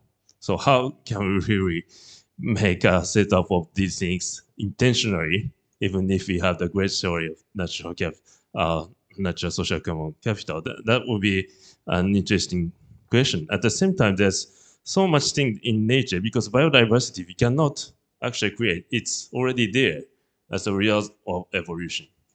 But there's some small thing that we can control, like the association of species. So we have to be, we have to deepen understanding what is not replaceable, or which escapes from the conventional theory of control, and something that we can still intervene and bring in positive impact. So this is still a contemplating thought, but if we need to discuss something, that will be this kind of, how to bring the informal reality into, not to the formal framework, but how to make the connection between them. Hope I respond to some of the questions.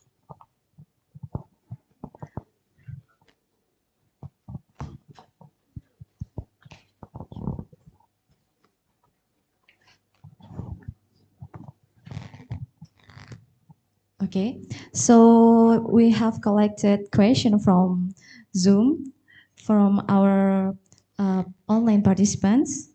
It's from Kiichi Hirayama. The question is, nursing care is a major problem in an aging society. Currently, in Japan, services are used according to money. I do not know how to balance the use of service paid for with money, public services, and the power of informal communities. In other words, I would like to know how to respect family caregiving and cooperation in the community, which developing countries are currently doing, and how to increase services. This is the question from Kiichi Hirayama that directed to all of the keynote speakers. Which one of you would you like to answer?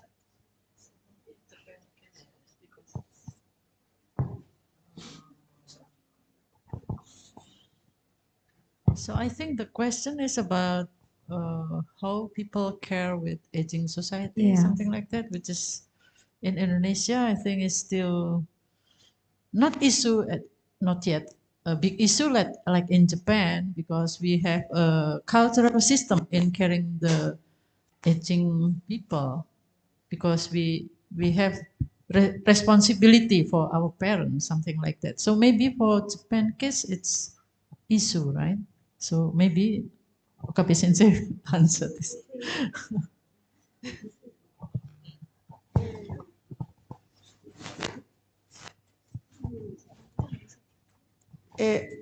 Of course, in Japan, I'm Japanese, and I know quite well the problem of the aging society, and it is not inclusive a problem in Japan, it will be short future.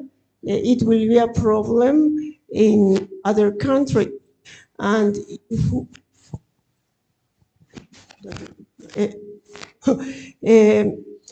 and to cope these problems, I think the social common capital can be a key for that. For instance, if I visit compounds or informal settlements, I note that, as I explained, they have a strong infrastructure to survive, but in the end, as I explained, it's a kind of shared poverty. But sharing problem is a start point to solve.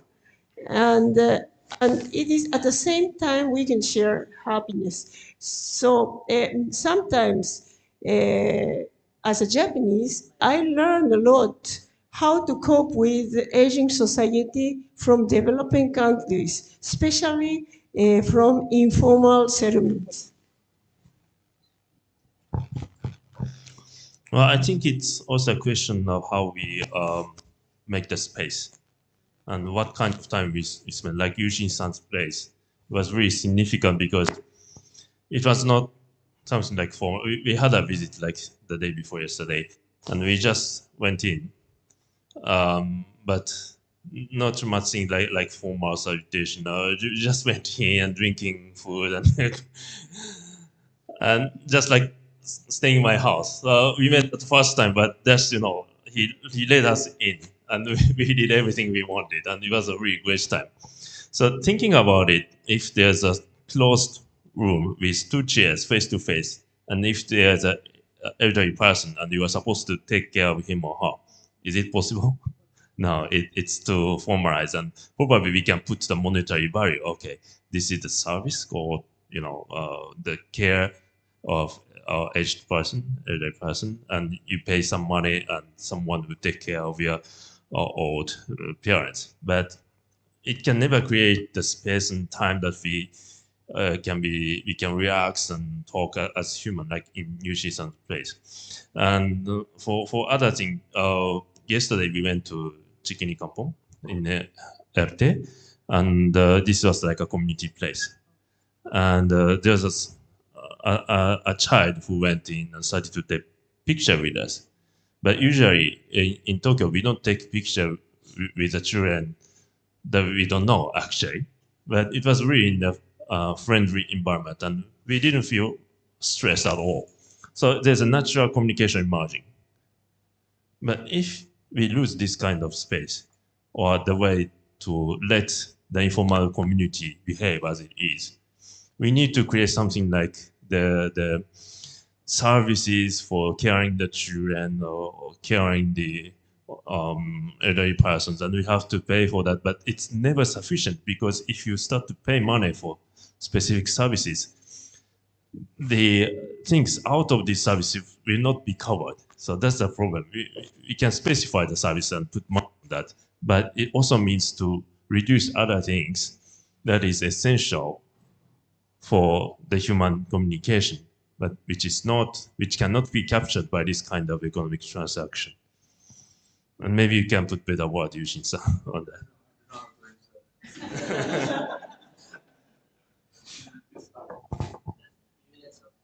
Yeah, so thinking about the rehabilitation of elderly people, I have some experience rehabilitation center, and I think it's in most cases it's the mother or place. People lost their place in their family. Like they are in some cases isolated in their own room and watching TV all day without interacting with the family or friends. That's the principal cause of dementia or some kind of aging diseases. So if you can prepare some kind of shared place, shared aging, or shared, I don't know, communication, and we may get rid of many problems before paying or putting much money on that. It's just prescriptive thought that dwells on me. Yeah. Thank you very much.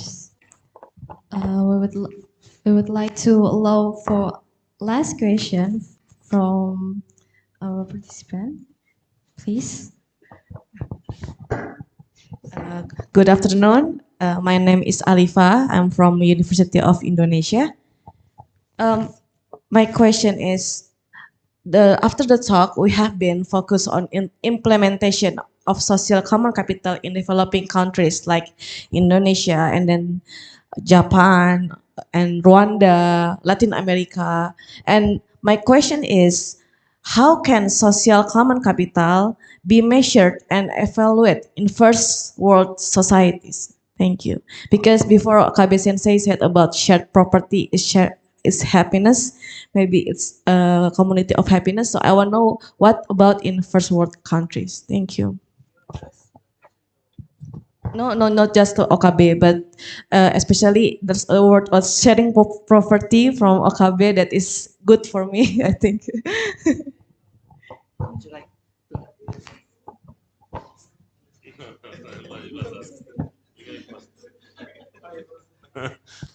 I don't know. There's many formal indicators that try to measure this kind of social common capitalness, if you want, that could replace the GDP index, for example. So the Human Development Index, but it's measured on the capital spent on the development of human values, actually, like in education, healthcare. For that thing, there would be some indicators of biodiversity that would tell about the environmental quality, and that would be also integrated in this evaluation of social capital. And last week, I was in Australia in the Eco Summit 2023, and they are discussing about the well-being economy indicators. And it seems there are already like 350 such indicators that try to replace the GDP to be more inclusive and accept diversity in the society, as well as sustaining the natural environment. So there are such efforts that try to measure things. And of course, as you said, to measure the happiness is kind of vague, but very important things. And there's a traditional study field that try to capture the happiness. There's a long series of enquetes in OECD countries that ask you if you are materially satisfied or psychologically satisfied, or how much time you spent to your undesirable work, for example. And these are taking the form of the enquete, and also could be some proxies of happiness. Yeah, so this is the formal response, and we got the informal comment from Okabe Sensei. I know that the Kyoto University that hosts this research center is specialized in measuring happiness. So, of course, it is valuable to measure the happiness because the GDP is so strong now to measure the wealth. So I think it's important, this effort. But on the other hand, I think it's better to explain Marisan.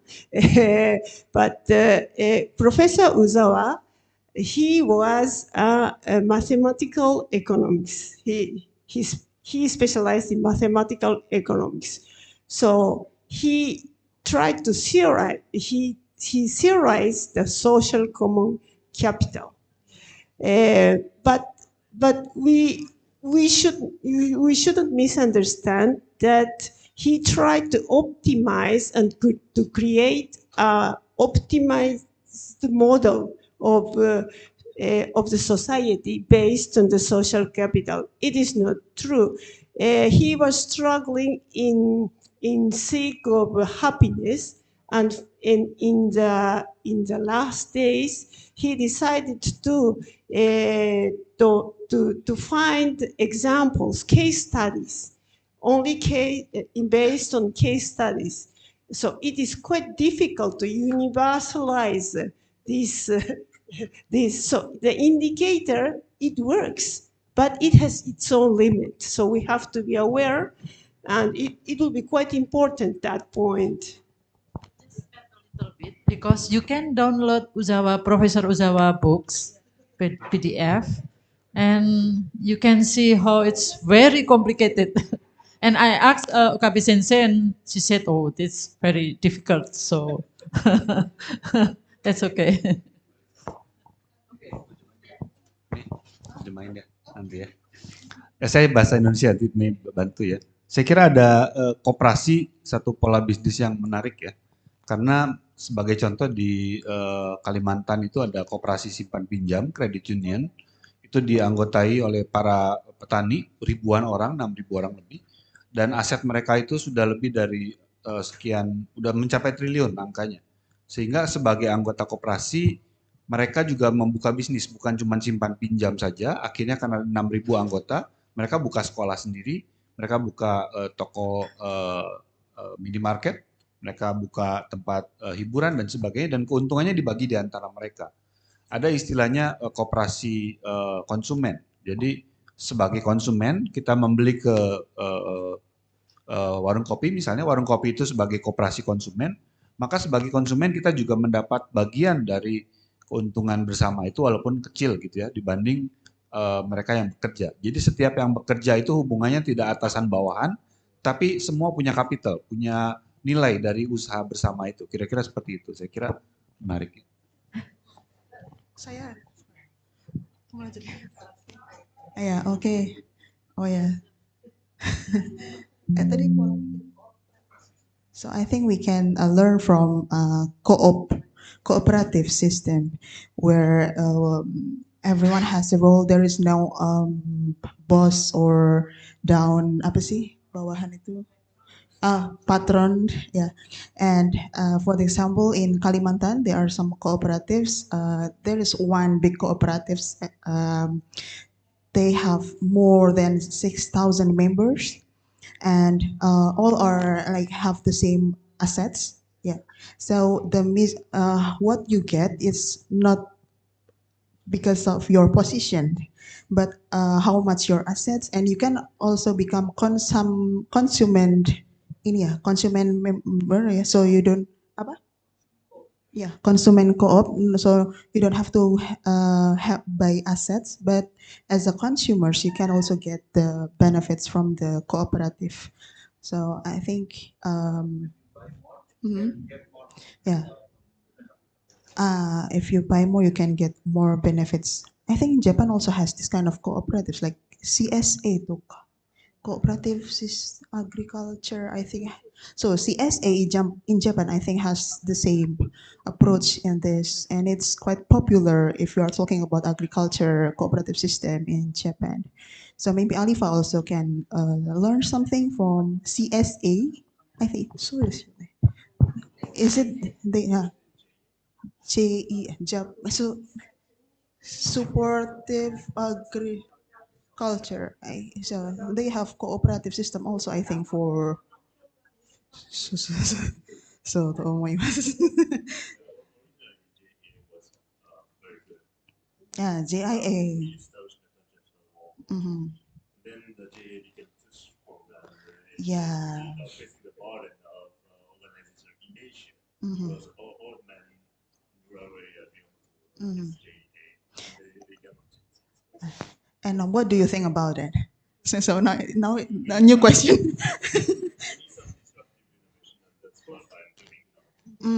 Yeah. So there's a good space that the young organization would grow and bring about many positive sides. That's true. So, and I totally agree that the cooperative is working quite well for multiple aspects of social problem. If it's in a growing stage and if it's a young and inspiring people attracted to this kind of organization. But once the society becomes mature, we have to be very careful, which is the case of Japanese agriculture. And we are too much stuck on this old system, and they got a lot of money and some old convention that we cannot actually change. And it's a huge asset that are totally frozen or politically attached to some specific sector, and we cannot mobilize them to rejuvenate agriculture in Japan. So we have to be very considerate on that issue. Like establishing a nation is just a thing, and making revolution and making a new country, that's an exciting thing. But once it becomes a superpower, there's also a lot of organization problem as well.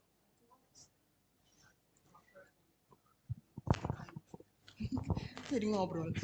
And to what extent you think to set the boundaries? I mean, like to not make to set the boundaries between this community-based initiatives and the capitalist. So I think, yeah. So. And that's a very essential issue in considering social common capital. And Uzawa-san, I think he tried to figure it out theoretically as well, but he was also a man of the field. He went on to do the field study, like anthropologist almost. And as Okabe-san and Narita-san said, his late works are based on the field study. So he knew that this kind of, the ratio of management or the contribution from public or private sectors depend on the programs, also on the phase of the development of the organization. And there must be professionals as well as ordinary stakeholders like lay people that are concerned in this kind of system. So it's quite dynamic and it's quite diverse. So we are also struggling to figure out what would be the best blend of public commonwealth and private sectors in a good sense, competitiveness and the power of capital.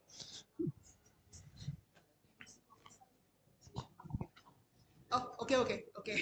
So we can discuss. Yeah. Okay, thank you. Thank you very much.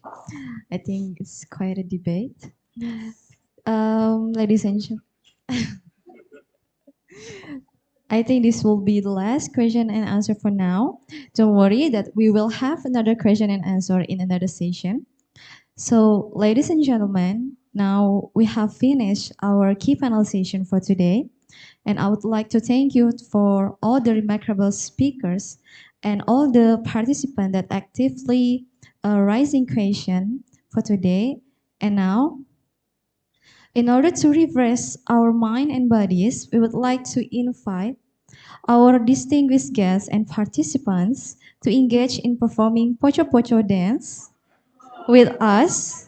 Please please come forward. So our friend Masaki-san and Miss Kinta will lead our dance. So please come forward. Good afternoon, everyone. Good afternoon, everyone. Come on, stand up. I know that everyone seems a little bit sleepy, so we need to energize ourselves. Yes. So Pocho-Pocho is a dance from Maluku province. Though I'm not from Maluku and he's from, where are you from? Japan. And I was doing dance in Japan, and I learned about Pocho-Pocho from her.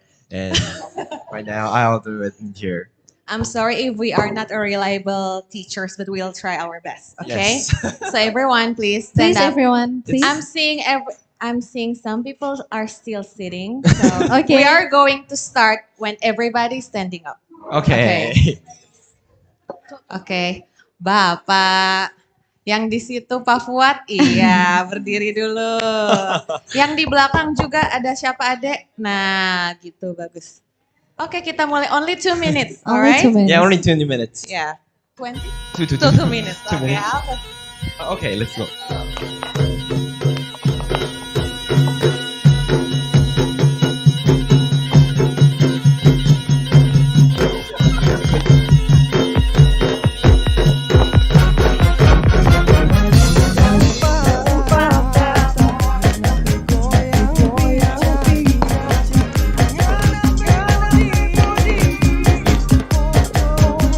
Hello?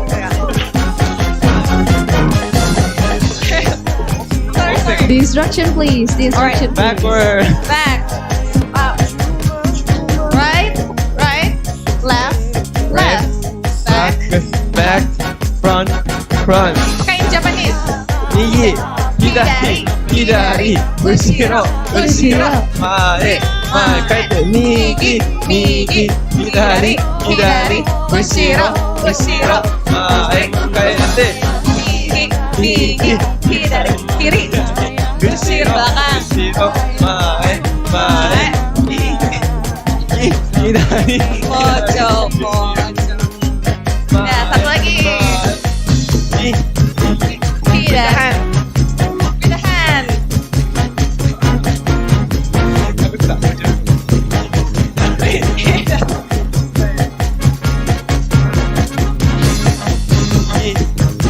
Kiri. Ushiro, ushiro.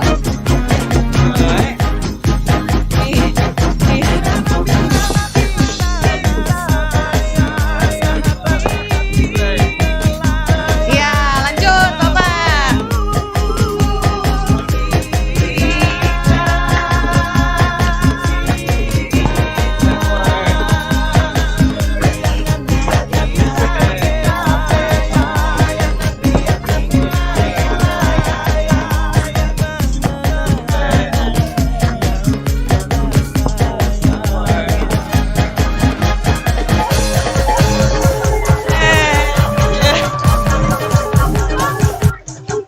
Thank you very much. Okay, so Masaki-san will explain what is actually Migi, Hidari, Ushiro. Okay. It's The- Maluku dance with Japanese instruction. Yes, okay. The Migi, Hidari, Ushiro, Mae is, the Migi is right. Right, okay. The Put up your Hidari, right hand. yeah, Say Migi. Migi. Migi. We learn Japanese. Jap- Okay. And Hidari is left. Hidari, left. Hidari. Hidari. And Ushiro is backward. Ushiro, back. And then Mae is Mae, front. front. So I was saying Migi, Hidari, Ushiro, Mae. Yeah. Okay, so when you are going to Japan and you are taking a taxi, you know what to say to the taxi driver. Okay, a little bit. I want to test if they are paying attention to you.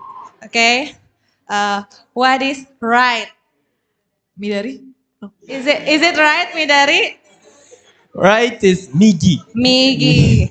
Okay, what about left? Kiri apa? Hidari. Yes. 100. Okay, one more. Kalau ke belakang apa? Ushiro. Ushiro? Ushiro, yes. Ushiro, yes. Okay. Oh, one more. Pak Fuad nih, kalau ke depan apa? Yeah. Apa? Apa Pak? My, okay. Everyone gets a full mark. No remedial? No remedial. Okay, I think that's all from us. Yes. Thank you very much for Thank you very joining us. much. Thank you. Oh, say it in bahasa Indonesia. Terima kasih. Terima kasih. Terima kasih. Arigatou Terima kasih. gozaimasu. Arigatou gozaimasu. Yeah. Thank you.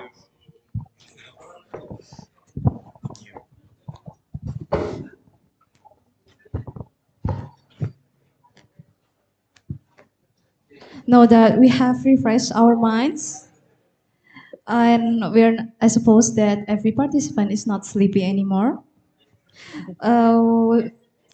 Thank you very much for Masaki-san and Miss Kinta. Now we continue to our next agenda. Okay, so the next agenda will be the first panel session that the speaker will be Mr. Daisuke Kawamoto from Sony Computer Science Laboratories. And then the next speaker is Mr. Ananda Setio Ivananto, the President Director of PT Awina Sinergi International. And this panel session will be moderated by Professor Masatoshi Funabashi. So all the speakers and moderators, please move forward.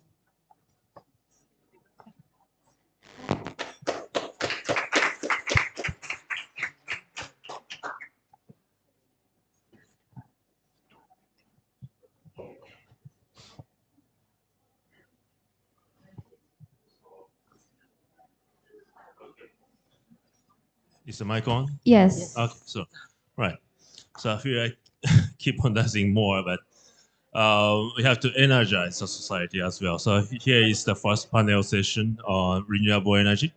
And we have two presenters here, Kamoto-san, who is from Sony CSL, my colleague, and also Ibrahim, Ananda. How should I call you? Ivan-san. From here. And well, first they will share about their works briefly, 10 minutes each, and then we go on the panel discussion. So maybe, shall we start from Kawamoto-san? Yeah?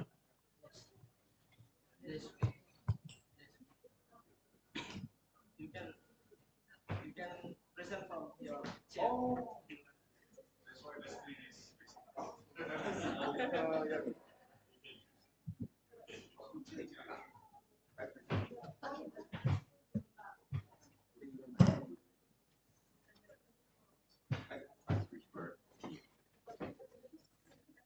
Thank you.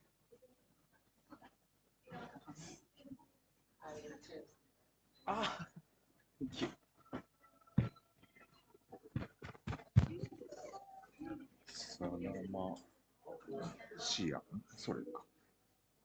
So, shall I start? Yeah.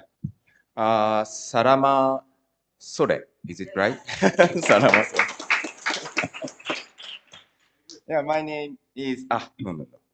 Namasaya Daisuke. Okay. Thank you. I will start my presentation. I came from Sony Computer Science Laboratories, and yeah, I will start. And it's the Wednesday. I came to Jakarta and enjoying Jakarta. Very tasty foods and warm people, and enjoying Jakarta.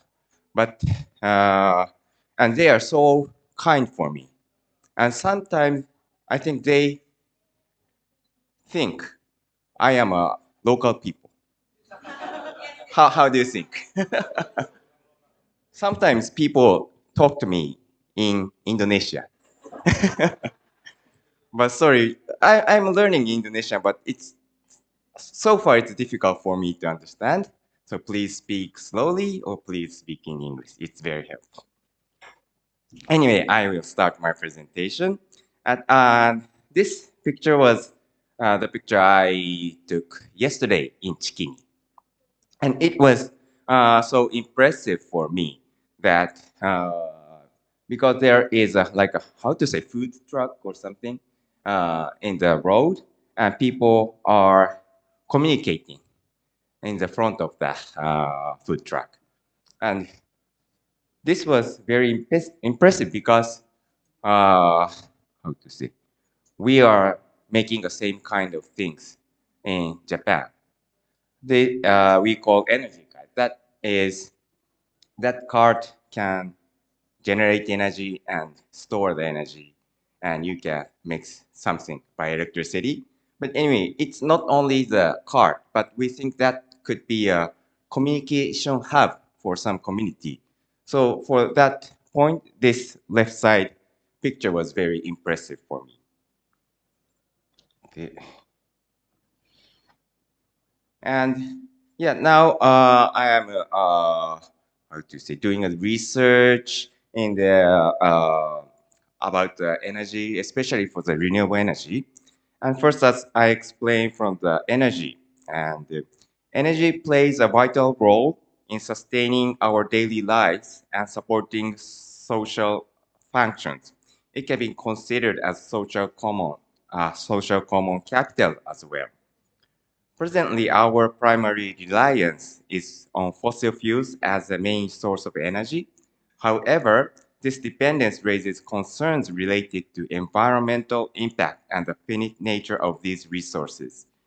Moreover, our reliance on fossil fuels worsens economic disparities between oil-producing and non-oil-producing countries. Additionally, geopolitical factors and political instability pose challenges to the stability of energy supply chains. And renewable energy. Renewable energy is energy from renewable resources that are naturally replenished on a human timescale. Unlike conventional energy sources, renewable energy is not limited by geography and can produce any energy without fossil fuels. They have the potential to solve many of the problems that energy currently faces. By utilizing renewable energy, we can create a decentralized energy system that is self-sustaining in the region of community. This will solve the problems of conventional energy systems, such as dependence on thermal power plants and other out-of-region sources, and the outflow of funds. Distributed energy systems allow for the circulation of resources and funds within a region. Semi-permanent energy supplies renewable energy and improved resilience to disasters. However, the reality is not so simple. Here I show energy trilemma. The energy trilemma consists of three elements: energy, economy, and environment. These three elements have trade-offs with each other, making it difficult to solve all three at the same time. We too have been studying ways to solve this trilemma. In doing so, we realize that it is important to divide this problem into two layers: informal layer and formal layer. Informal element of economy, which is actually community issues. The community here is a local community formed within a certain region. We believe that connecting with the local community is one way to solve the energy trilemma. Here is approach of open exchange systems, which is our project name. It is approach from the informal layer. First is a community. For example, a community-sized renewable distributed energy system can solve the environmental problem of energy. Second is the environment. For example, by utilizing renewable energy as a local resource, energy and funds can be circulated in the local community, and resilience can be improved by increasing energy self-sufficiency in the region. Finally, energy. For example, by using a renewable energy peer-to-peer distribution network for food distribution, it is possible to minimize the food mileage of conventional delivery systems in agriculture. Here is OXS, peer-to-peer technology. OXS is open exchange systems. OXS enables efficient power transmission by integrating the power network with a wired power grid and the power network of mobile devices such as EVs. Furthermore, by linking the transport of goods such as food with the transport of electricity, it is possible to contribute to the delivery systems not only of electricity but also for goods. And next is OXS energy card, which I saw very similar one in Chikini. This card is a mobile energy system with power generation and storage functions. We are considering using this card not only as an energy system, but also as a communication hub for the local community. Our objective is to stimulate interaction within the community through peer-to-peer energy exchange. After I saw the similar thing in Chikini, we are discussing how to introduce this system in Chikini. And here are some case study we did in the past. First one is demonstration. The study in case study in the informal layer case. This is a picture of the public viewing in Ghana around 13 years ago. We brought solar panel and storage batteries to non-electrified village in Ghana. Charge the batteries with electricity generated by solar power and during the daytime, and the people of the non-electrified village watch the national team play in the World Cup, making it a very, very exciting event. And here is a formal layer case study, microgrid demonstration in Okinawa, Japan. It connects 19 houses. And then in this demonstration, we were able to show the performance of the distributed energy system, such as the improvement of the self-sufficiency rate of renewable energy through peer-to-peer energy exchange and the improvement of resilience in the event of a disaster. And finally, here is a tree. The left side is a trilemma picture once more. The formal and informal layers are important, and and these two layers, formal and informal layers, are not separate, but should be connected continuously. But in the energy industry, they are currently disconnected due to various restrictions and the influence of limited companies that monopolize the market. We believe that OXS, our system, can be one of the elements to smoothly connect informal and formal layer. To demonstrate the potential of OXS, we are looking for a community that exists between the informal and formal sectors. Indonesia has a diverse community, perhaps more so than Japan. We would like to validate our concept in Indonesia with its diverse communities. Thank you, that's all. Terima kasih.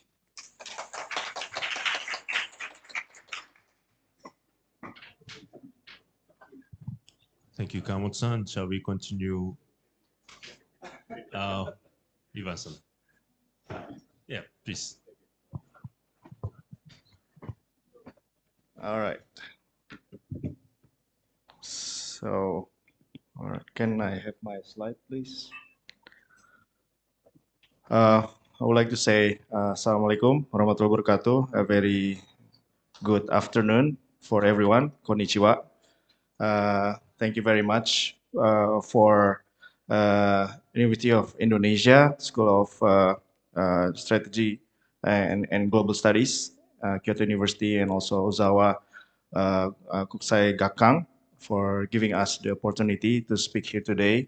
I think it's really a privilege for us, a great honor to speak in regards to the great works that have been done by Professor Uzawa related to the social common capital today. And perhaps today I would like to give an overview on how we can relate between what have been done or what have been introduced by Professor Uzawa through the social common capital and the Indonesian energy sector as far as what we understand. So I'm here representing my organization, which is a private company, PTO Industry International, which is a joint venture between Japan and Indonesia. And also we are actually part of Ewing Group from Japan. And also we have another joint venture related to the solar energy, focusing on the provision of solar energy to Indonesia through our joint venture with the Hokuriku Electrical Construction presented today.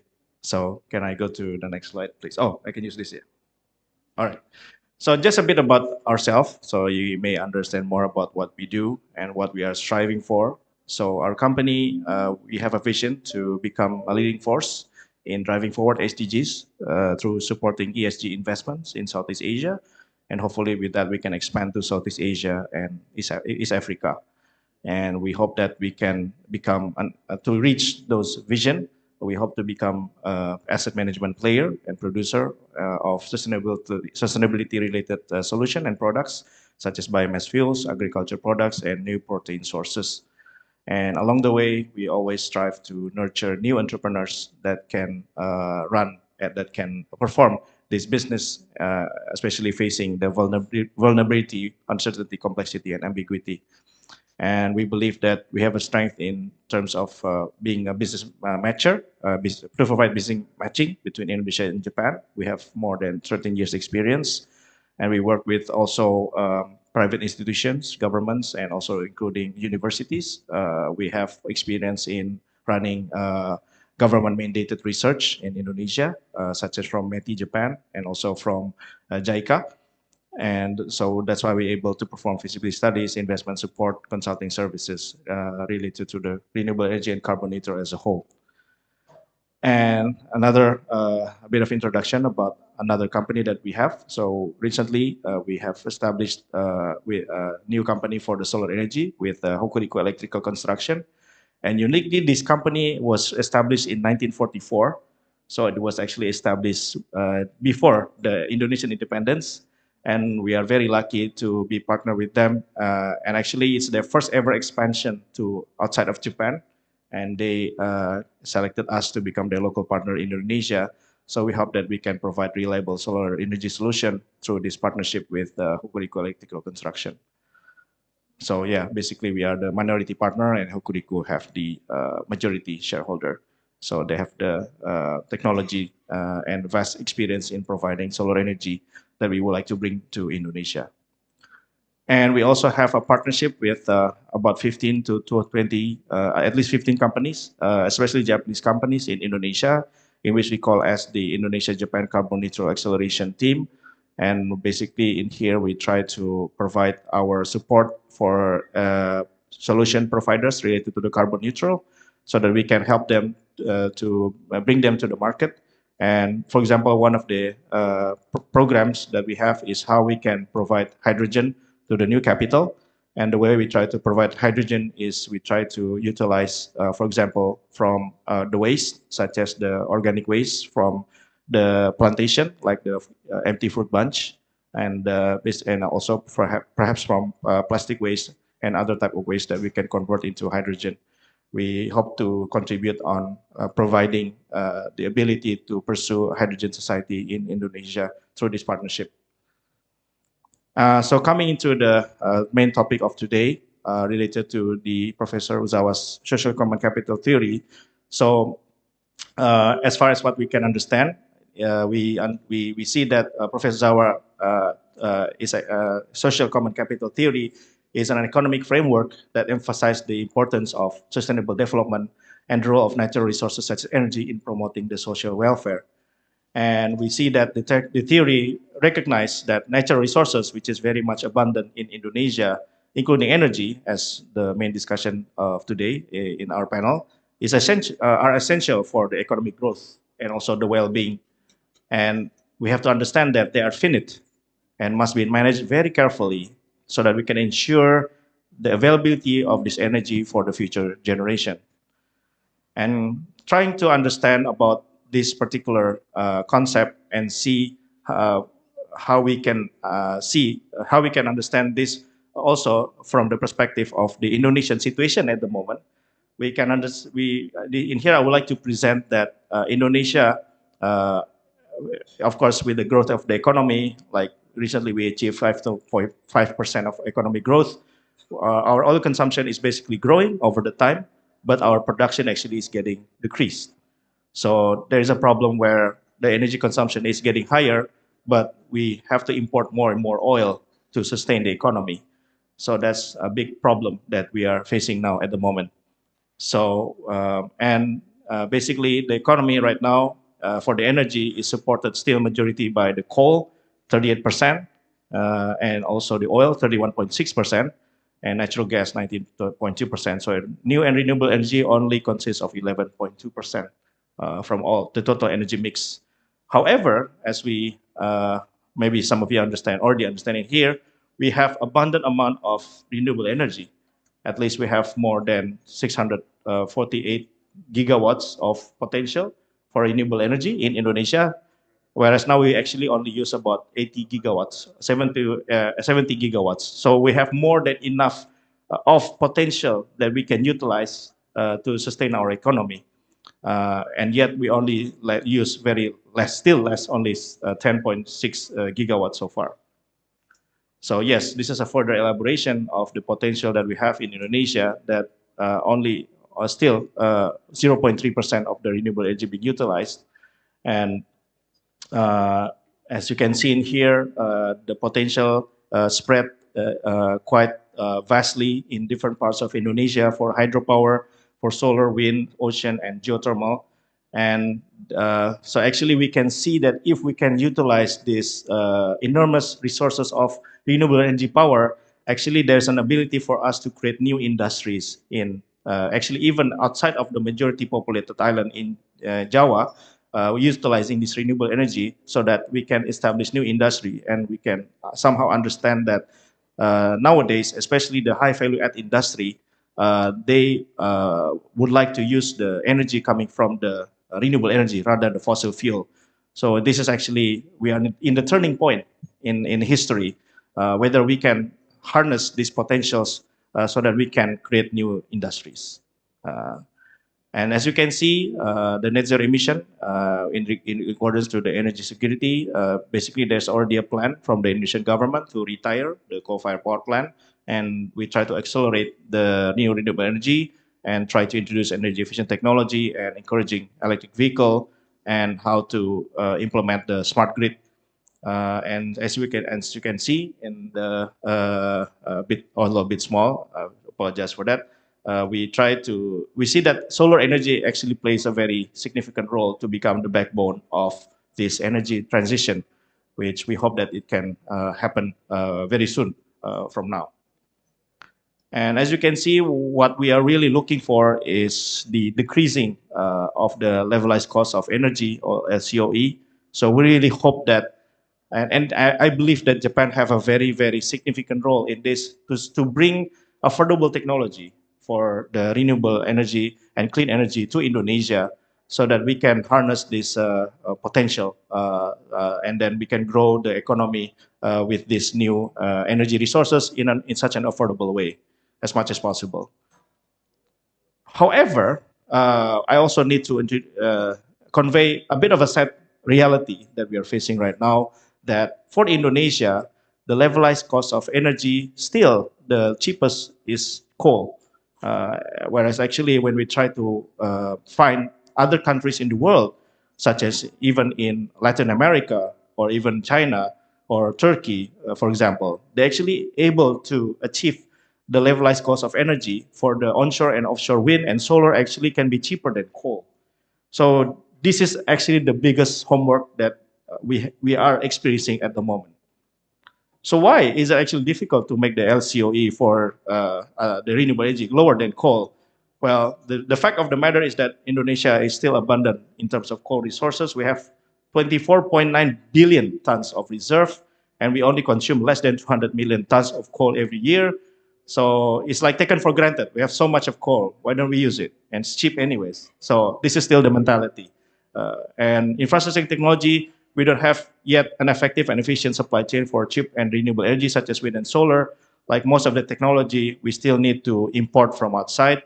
So there's actually there's a need for establishing an efficient and effective supply chain for this low-cost renewable energy in Indonesia.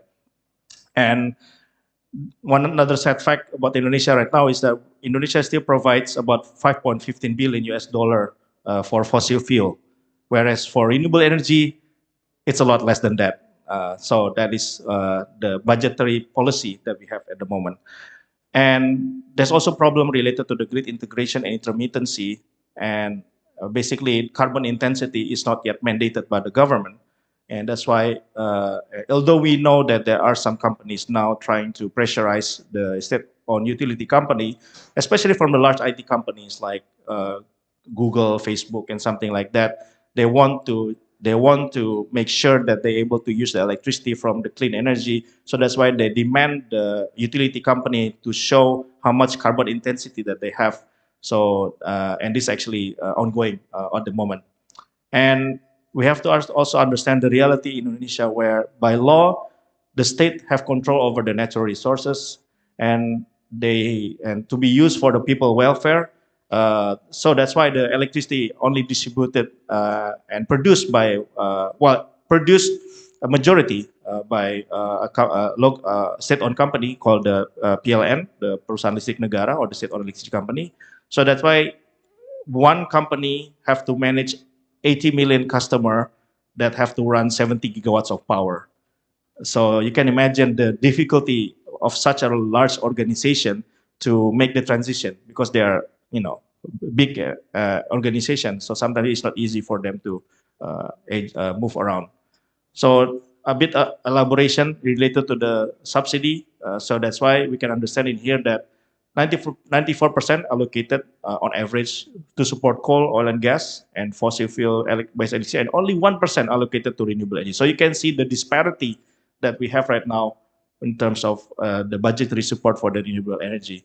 So that's why, and these support measures, Indonesia actually rose from 38% into 203 trillion rupiah to 279 trillion rupiah in 2020.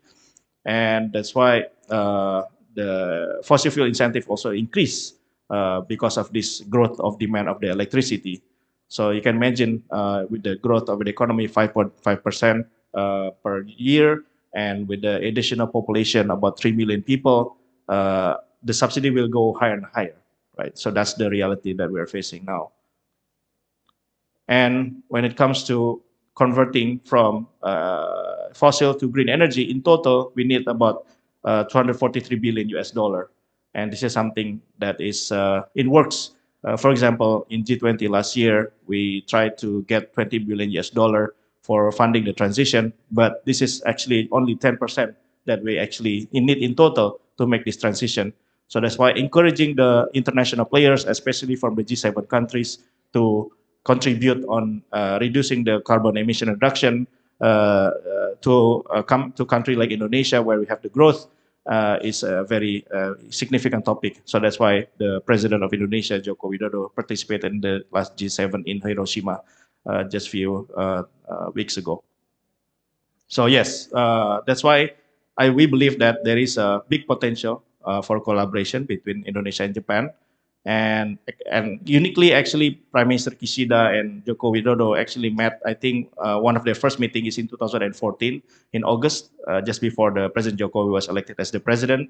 So actually, they have a really long history of relationship together. So there is actually a very good potential to make the most of this relationship that has been worked very closely between two countries. And this year we are celebrating 65 years of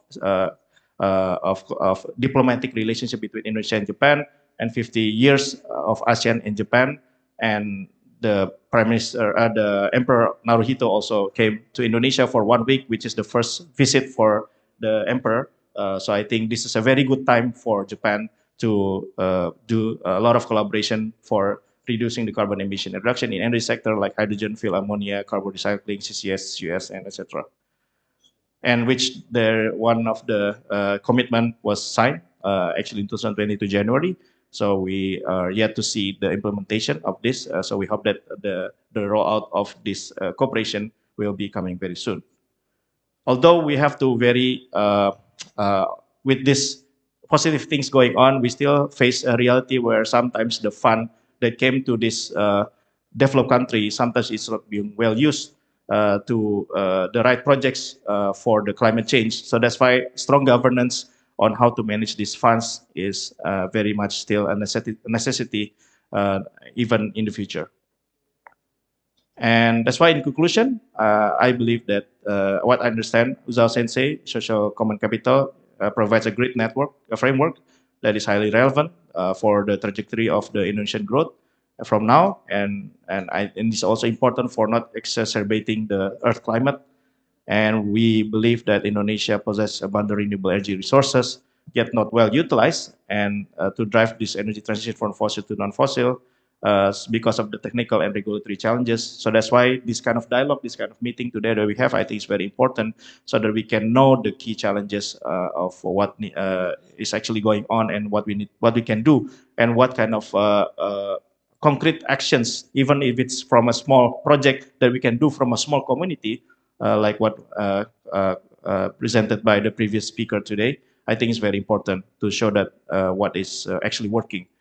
And I emphasize quite heavily in terms of the budget policy, and I think this is a very important, and I think it's something that we can learn a lot from Japan on how we can put the right amount of budget to the right key sectors that we need to have for that, so that we can actually, at the end of the day, able to make this energy transition. Whereas, as what I have presented, is not there yet. So that's why we need a stronger public support for this budgetary reform with a strong governance to avoid mismanage of the funds being deployed. And there is a presidential election next year, and I think there is going to be a more mainstreaming of these climate-related issues in terms of the election and the politics. And I think to enrich the discussion in the public for this collaboration with Japan, I think is becoming more important than they are ever before.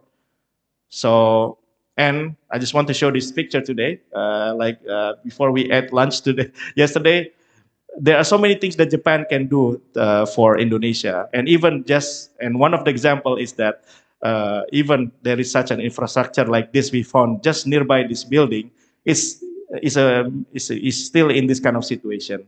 So that's why I believe that Japan can play a great contribution even from the small things like fixing this fiber optic cable and electricity cable. How to make it into a better arrangement, and we can live in a better place. And I think that's why I'm very much optimistic on what Japan can do with Indonesia in the future, fixing even from the small problems such as like this. So yeah, thank you very much. It's a great pleasure again to be here today. I look forward for any questions from the discussion today. Thank you very much. Okay, thank you, Ivan-san. This session is supposed to be a panel session, so I will just make a kind of integral panel discussion, also for the interest of time. And so, Kamsan was very interesting to see the OXS as a technological solution, and also the way you termed the trilemma between formal and informal. On the informal side, we see a lot of community issues here in Indonesia, and should be a great extension on technology and also the way we implement or access the Indonesian society. That would be a huge opportunity, also risks as well. And Ivan-san's presentation was more on the consortium setting, needs for the budgetary reform, and also Indonesian-Japanese collaboration. And I believe you know much on the actual situation, not only in Indonesia, but also Japan. So let's discuss on, for example, how we can insert or access in Indonesian society or as a part of your consortium. Now, what kind of strategy would be suitable or could bring about more potential in the access system? And through this discussion, we want to reveal social common capital aspect of the issues. So.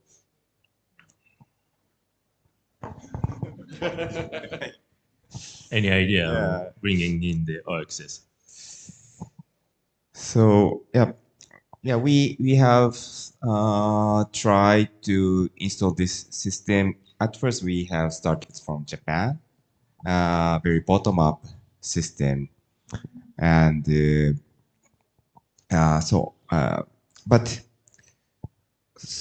so for how to say that, in Japan also the how to say electricity is monopolized by very big utility company, and for them like community energy or the renewable energy is how to say enemy, because if we produce the energy by ourselves, then the energy supply from the utility company will be reduced. And so from the utility company's point, it is how to say, it reduces their profit. So it's also how to say trade-off between the community energy and the utility energy. And yeah, so we now we are discussing how to install the system, but so far we face this very difficult problem.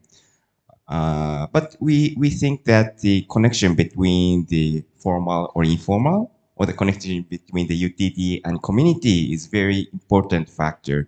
So I want to ask you for how to say some advice or something, or what you are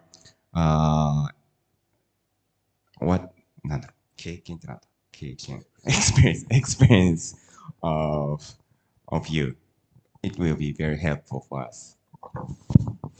Yeah, if I may jump into the conversation, I think we are, and I think this I said in my remarks today, that I think Indonesia now is in a turning point in a big way, not only in terms of trying to convert or trying to make the transition from fossil to non-fossil, but also there is a turning point on how we can understand the importance of distributed energy power.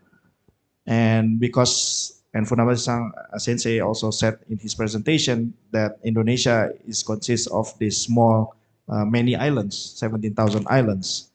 And yet, as of now, we heavily rely on how we can supply the electricity even to these small islands by using the diesel generator. And the good thing is that the cost of the renewable energy, which we can maybe in the end of the day able to apply the OSX from what is proposed, I think the cost can be actually more cheaper than the diesel power plant. According to some studies in eastern part of Indonesia, in East Nusa Tenggara, I understand that the price of solar energy and battery can even be as low as cheaper as about 10 cents per kilowatt hour compared to the diesel power. So I think this is a good sign. But the thing is how to come up with a business scheme that actually can work out. And actually this is also we relate to the turning point of the utility company itself. As I said in my remarks that in Indonesia, the electricity is monopolized by one company, right? For Japan, at least you have 10 companies, if I'm not mistaken, and all of them are listed companies. They are public companies. So there's more stronger public influence on how the electricity is being run in Japan. Whereas in Indonesia, it's only one company and it's not listed. So sometimes the public opinion is a bit difficult to be conveyed to sort of change the way the utility company needs to operate. And I think this is a big challenge. Although there is a reality that also the utility company needs to face where they are experiencing a big debt right now. And I think, and I understand that why Japanese utility company become privatized is because you want to avoid or want to solve that big debt problem in the 1950s. That's what I understand. So I think it's really important to have this more share of knowledge and share of experience from Japanese utility company to Indonesian utility company on how we can make the transition well, especially, and we understand that in Japan, because of the very high feed-in tariff, 42 yen per kilowatt hour, the solar energy like surging really high, and now you are experiencing a very high influx of electricity from the solar, right? So you have difficulty to manage the what do you call it, the electricity from the solar on the daytime. So this is something that we need to learn, right? Because you have the experience, it's good that maybe you can tell us more about your experience to the Indonesian stakeholders, especially the company, on how we need to manage this issue. And of course, we also need to have maybe we can also try to approach new demands, such as now the Indonesian government trying to push more effort for the tourism. And a lot of these tourism places also are located in these small islands and small resorts that are eager to use clean energy to run their assets. So I think OSX maybe can be implemented, because not only about energy, but how they can maintain a good and low carbon supply chain. Because hotels, you not only need energy, but you need to have the vegetables, the meat, the all the necessity what do you call it, materials to run the resorts, right? So I think how to connect between the energy and food through a digital system, where we also make sure that through that system we're able to make sure that the carbon footprint is low. I think it's very important, and maybe that can be a good way for us to implement the OSX technology. Yeah, so, well, thanks for that global summary. And I see a huge potential. Still, it's diverse, and the discussion tend to diverge at the initial stage. But at last, we had this interesting axis of energy food nexus.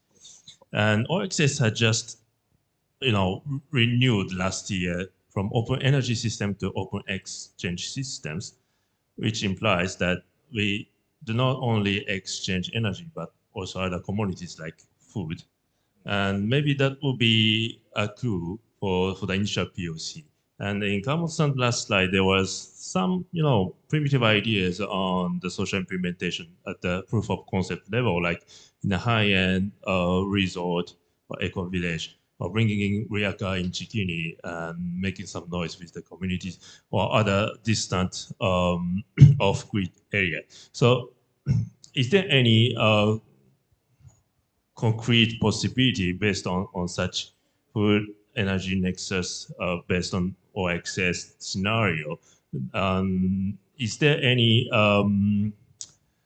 issues that we can already discuss, especially concerning the public and private engagement ratio, for example, because it is clear that you two are from private companies, so we cannot make it only from private initiative, and we need some public engagement as well. So you may provide some advice on that, how we engage the government, how we combine with the access technologies. Yeah, I think if I may just make a short comment on that, there is a big possibility. In fact, our organization now discuss with several small-scale resort owners that are eager to convert their energy consumption, and also how they can, as much as possible, using the local resources for the food. And in fact, now the big challenge that they are facing right now, like for one island in north of Jakarta. So in north of Jakarta, we have a place called Seribu Islands, where actually it's only 300, less than 300. But anyways, it's actually conceived of small Maldives kind of island in north of Jakarta. And one of the big challenge that they face for energy, I think they're able to use 100% renewable energy, but the water, actually they need to import the water from outside of the island. So is there any possibility to actually also produce the water locally, maybe using the seawater reverse osmosis, using the electricity from renewable energy, for example? I think this is a interesting avenue to be explored. And maybe because the place is close proximity from Jakarta, apart from Cikini, maybe we can also explore that small island in north of Jakarta. It's already up, it's already operating and running, and I think it can be one of the possible collaboration that we can make after this meeting today. And we also in collaboration with the Bali government for pushing the smart mobility, using also actually we got support from the Ministry of Economy, Trade, Industry from Japan for this project. So I think it's about how we can implement from, and we all want to start from a small place in Bali called Sanur. Sanur maybe is the size is like Cikini maybe in Jakarta, but of course the environment is different.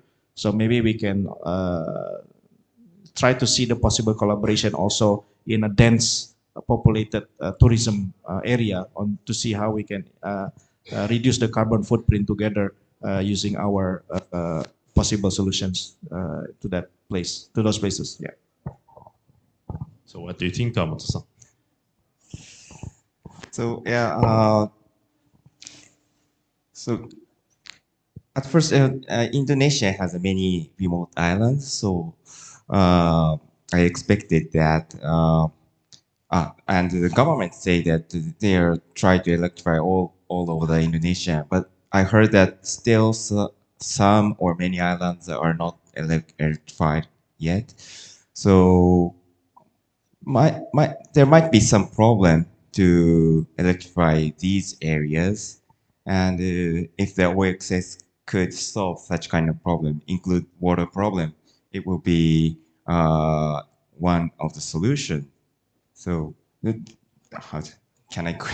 I have a question. That what do you think about the problem of electrification for remote islands? Why still some islands are not electrified in Indonesia?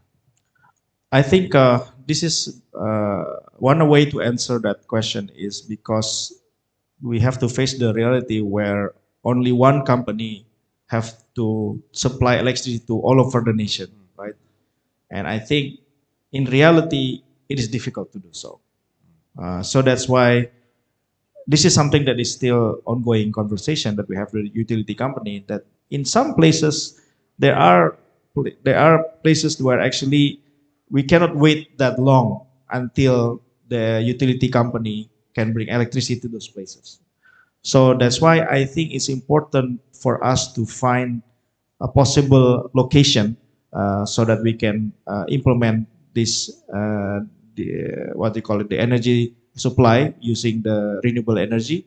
And also, I think another important thing is to make sure that we can establish the right institution to actually run this business in the remote area, because sometimes and a lot of cases where the government provides solar panels, solar housing system, small scale, they just give it like that to the people, and the technology becoming rusted after several months and all that. So I think it's important not only just bringing the technology, but also to make sure that the business model able to work out, and there is a strong governance with a strong enough organizational capabilities to run the organization. And Indonesia, we have what is now being called as the BUMD. BUMD is the village owned business. So there's a new institution that can run commercial operations, which is actually run by the village. So this is actually another way to collaborate. In this regards. Is this like cooperative in the farming? Is this a kind of energy cooperative based on the village community? Multi stakeholders are joining in. Does this join to the previous discussion on the utility of cooperative? The way I can comment on this is that a village-owned company or BMD is actually a new institution established by the village, and they are funded by the 5 minutes. Okay, 5 minutes, which is actually funded partially by the central government. But the justification for providing that central government fund support is that they need to make a consensus among the village. What do they want to do with the money? They have to make like a business proposal, something like that. So cooperative actually is a different way, different type of organization that can also be utilized for this what do you call it? This rural electrification business. So yeah, so I think the challenge now is how we can find the location to start building this pilot scheme. And of course, we do have some potential location that we have in mind. Some of it I already explained. We have a location in north of Jakarta. We can start also in a place in a densely populated tourism spots in Sanur, Bali, for example, or some other places. So I think and I think it can also be collaborated with the housing project that have been presented also just now. So I feel that with the umbrella concept of the social common capital, I think we can integrate not only just energy but also housing and food. You do this cynical agriculture. I think that's also very interesting to be collaborated. And you also use solar panels. So I think it's interesting if we can find one location where we can do pilots project together. Yeah, maybe something to conclude for the interest of time from Kawamoto-san. Well, it's still interesting to hear. There's a lot of community issues that is addressed by the government or the central company, but still, at the appearance, it sounds like, okay, it may be cooperative, but it is not actually. And as an institutional arrangement, it's still strong top-down. While in Japan, it's more divided in private sectors, but we think that we are over-electrified. For example, in a very remote island, we don't run out of energy. We have tsunami and typhoon, and still we are quite stable. But sometimes it's not good for CO2 emission. Yeah, that was my remark. And for my point of view, yeah, we have discussed almost about the supply side discussion, but I think that the demand side discussion is also important, and especially community is so far it's a demand side, but if you make a community energy, it will become the both supply and demand side. So it's important to how to say engage them and make some additional value to for that kind of some distributed system, both energy and food.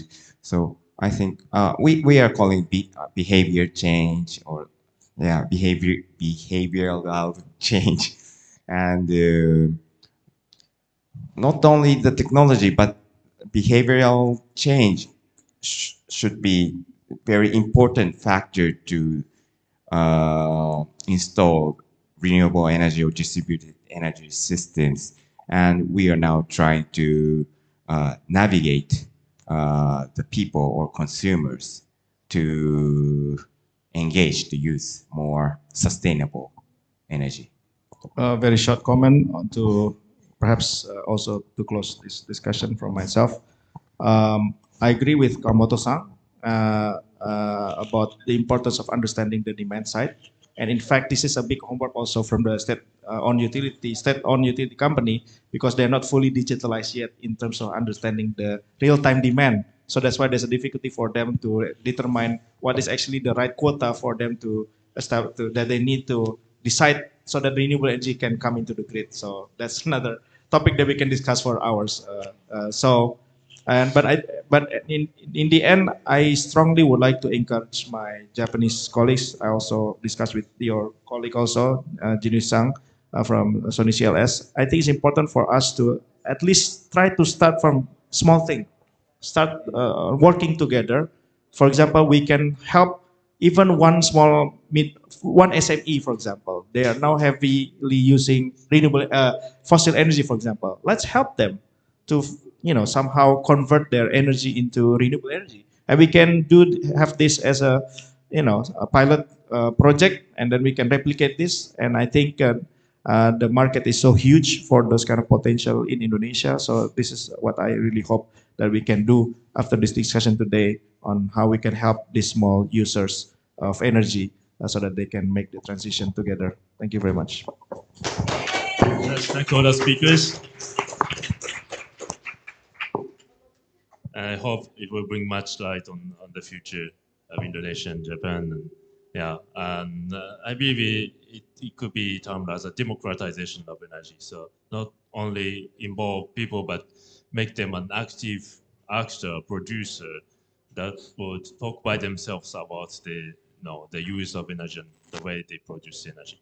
I want to thank the audience. I think we are running out of time for the question, but so let's move to the next panel session. Okay.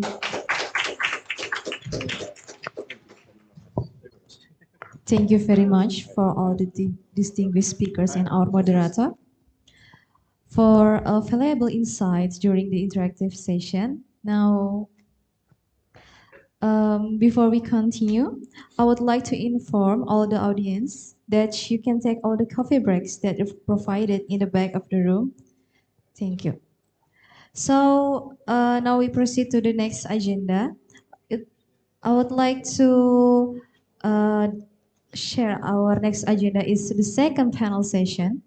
The first speaker will be Dr. Ibrahim Khalil Rahman from Universitas Indonesia. And then the second speaker will be Miss Laras Widya Putri, the CEO of lokasoka.com. And our moderator will be Dr. Muhammad Fuad. For all those three speakers, please move forward and take your seat. Thank you.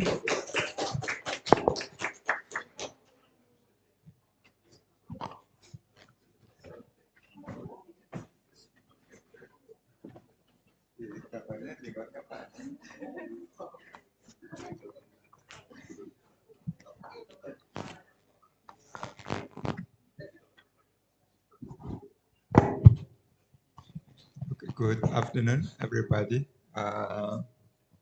My name is Muhammad Fuad. I'm in charge of this session as a moderator.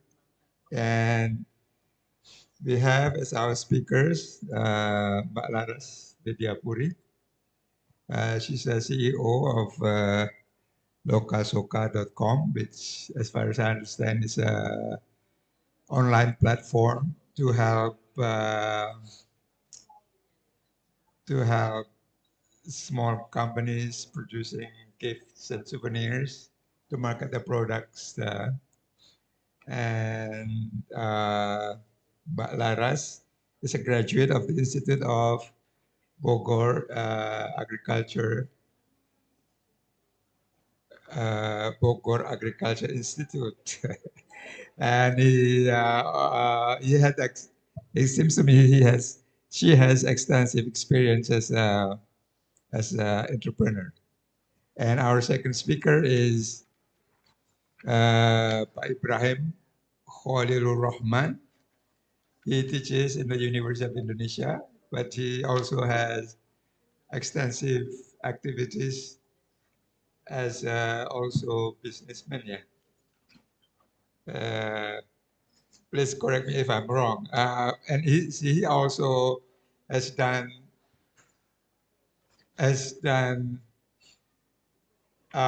extensive research and journal articles writing.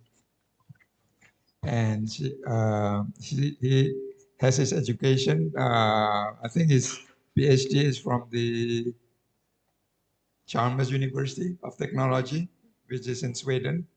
And he had his master's degree from the University of Indonesia and also his bachelor degrees from the University of Indonesia also. I think because we don't have much time, I think I'll give the time to Mbak Laras first, probably, to introduce who you are and whatever you've been doing to the audience. And you can use the podium, please. You have 10 minutes, I guess. Thank you.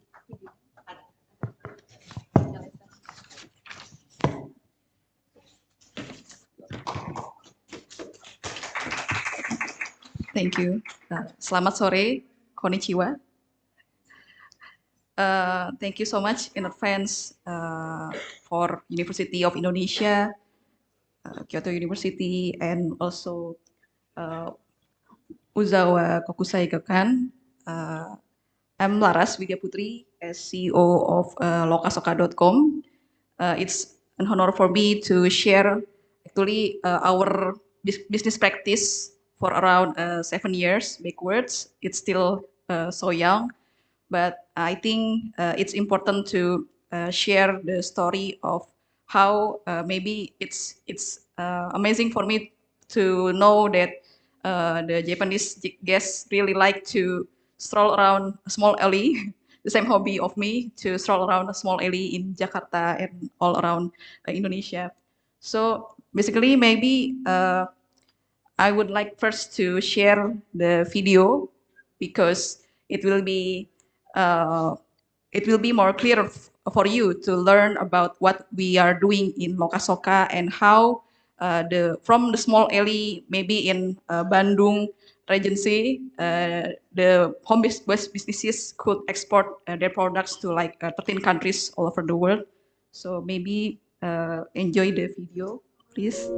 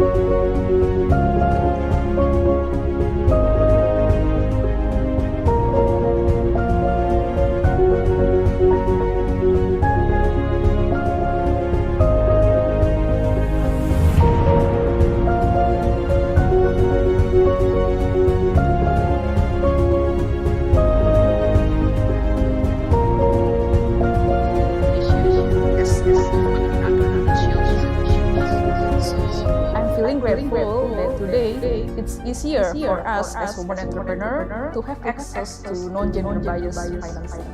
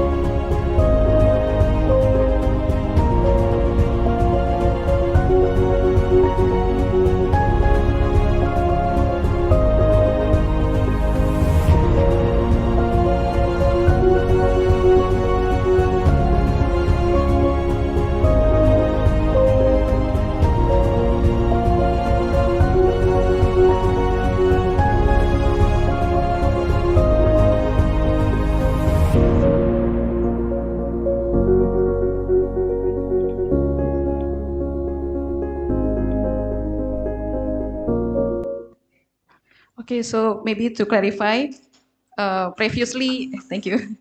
Previously, Lokasoka named as Ekodu, and we rebrand to Lokasoka in this early year.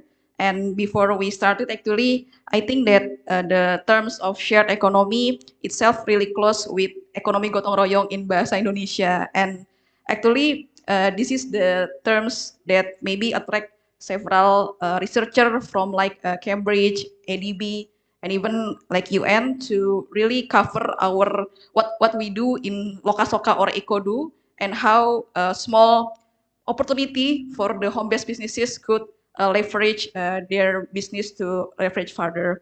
And at a glance, actually, Lokasoka itself is a social enterprise. We functioning as the platform for home-based businesses to leverage their businesses and access opportunities from B2B and B2G clients all over the world.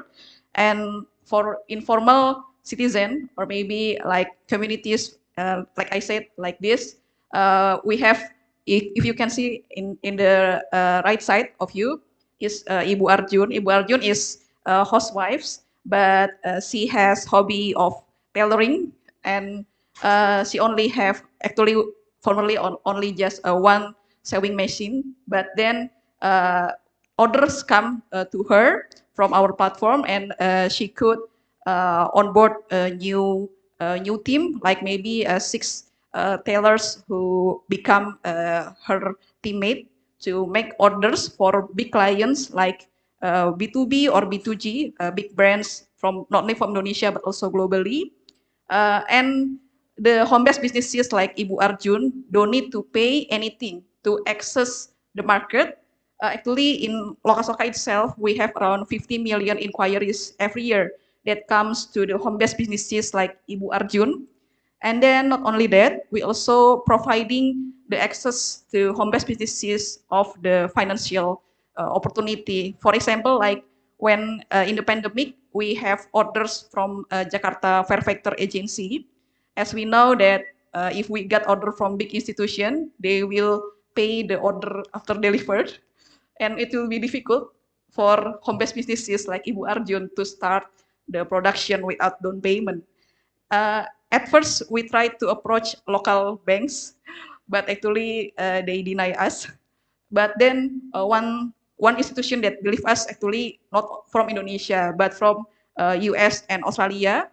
So they believe in us, even we don't even meet because it's pandemic, right? It's very hard to meet people, and only by Zoom they give us trust around half billion rupiah to produce the uniform for the clients, and the macro SMEs could run the projects itself, and it becomes the trigger to the other local micro banks to trust us. And currently, we successfully met the agreement with the local institutions and the global funder around $300K to finance all the projects that comes from big clients. And then one thing that maybe really trigger us to build Lokasoka and execute our mission, because we think that opportunities are common properties, right? But why not everyone has access to that? We try to, explore the differentiation of the crafters in Yogyakarta, Bali, and also in Dharavi, India. You can see the difference. All the crafters in Yogyakarta and Bali may be like struggling to sell their products, but when we come to Dharavi, India, as we know, it is the biggest landfill in India. But then, despite the limitation of their space, they could work together to craft the leather products and then export it globally through internet. That's why we try to duplicate it in Indonesia. For example, like what we do with Kang Miki. When we first met Kang Miki, he only produced miniatures of bamboo. But when we try to approach clients to sell his products, the clients, no one would like to buy his products. But then we try to ask why you don't want to buy these miniatures. So actually, yeah, the clients don't need the miniatures, but they need other functional products. That's why we try to guidance Kang Miki and his teammate to build the products like functional products like bamboo tumbler, mug, etc. And it could boost Kang Miki revenue growth to 600%. And then it becomes the mission of us to really give opportunity for every home-based businesses, because as we know, we have to match the two problems. That's why Lokasoka itself is become the ecosystem matchmaker. Why? Because we match the problems of home-based businesses and then match it to the problems of B2B and B2G clients who would like to purchase from trustable vendors, and then how they could also have flexible payment options, and how they really could make sure we could guarantee the products quality of the home-based businesses. And then, yeah, that's the activities that we do to achieve our long-term impact goals. 2 more minutes. Yeah, thank you. And then, what's the next plan of Lokasoka? Currently, we are in collaboration with a researcher from IPB University and then the NGO to really collaborate together to co-create the products, recycled products, textile that made from palm fruit waste, and then also collaborate with indigenous people who produce crafts and repackage it with the design from Indonesia and Japan designers to try to offer it to the other B2B clients. So I think one thing that maybe implement in Lokasoka itself is the principles of Nagomi. If we know that Nagomi is the emperor names of their train, and what we do is really how we could collaborate with the micro SMEs, the clients, and not only just the buyer and supplier connection, but how we really tend to do the evaluation based on the societal norm, not only just when the projects become rejected or etc.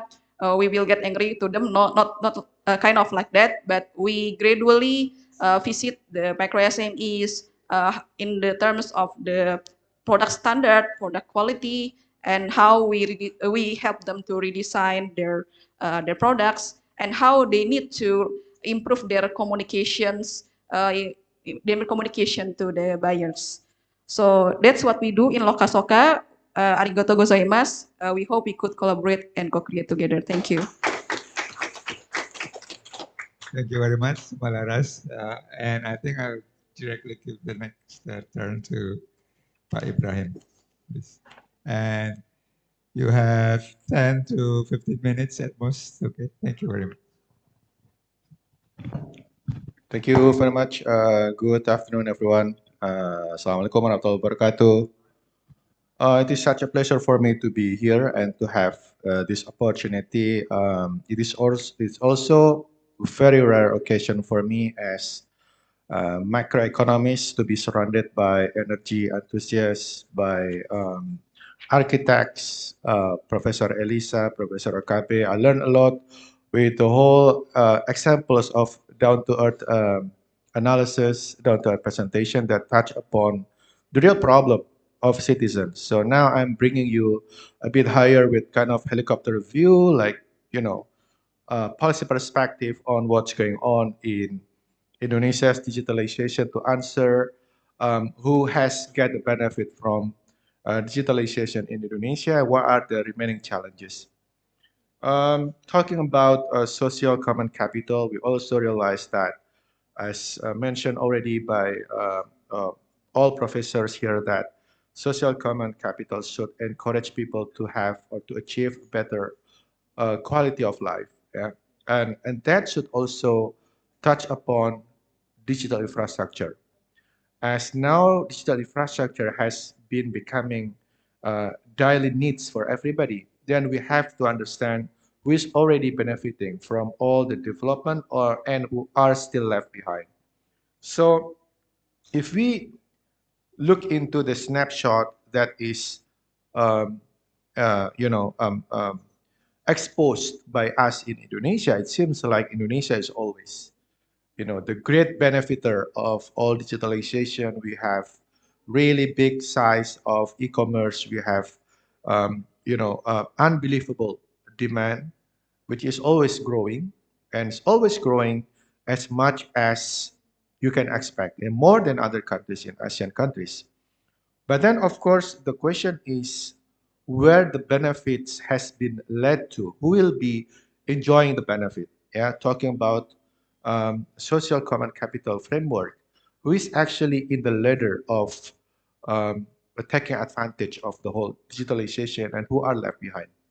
So this is the phenomenon in ASEAN countries, comparing Indonesia, Malaysia, Philippines, and other countries to give the example that it's true, yeah, that technology has led to growing GDP, growing value added, yeah, growing economic outcomes for all countries. But of course, it's not enough. Something must be going on, and something should lament the drawback of the whole digitalization. And we'll be talking about six challenges, six main challenges, which are becoming our homework now.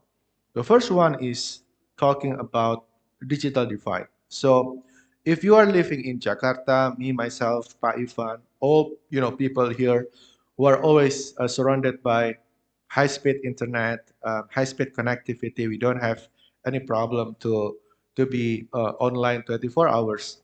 But the fact is, a report by World Bank, which is kind of dishing report probably for the government, because the title is Beyond Unicorn.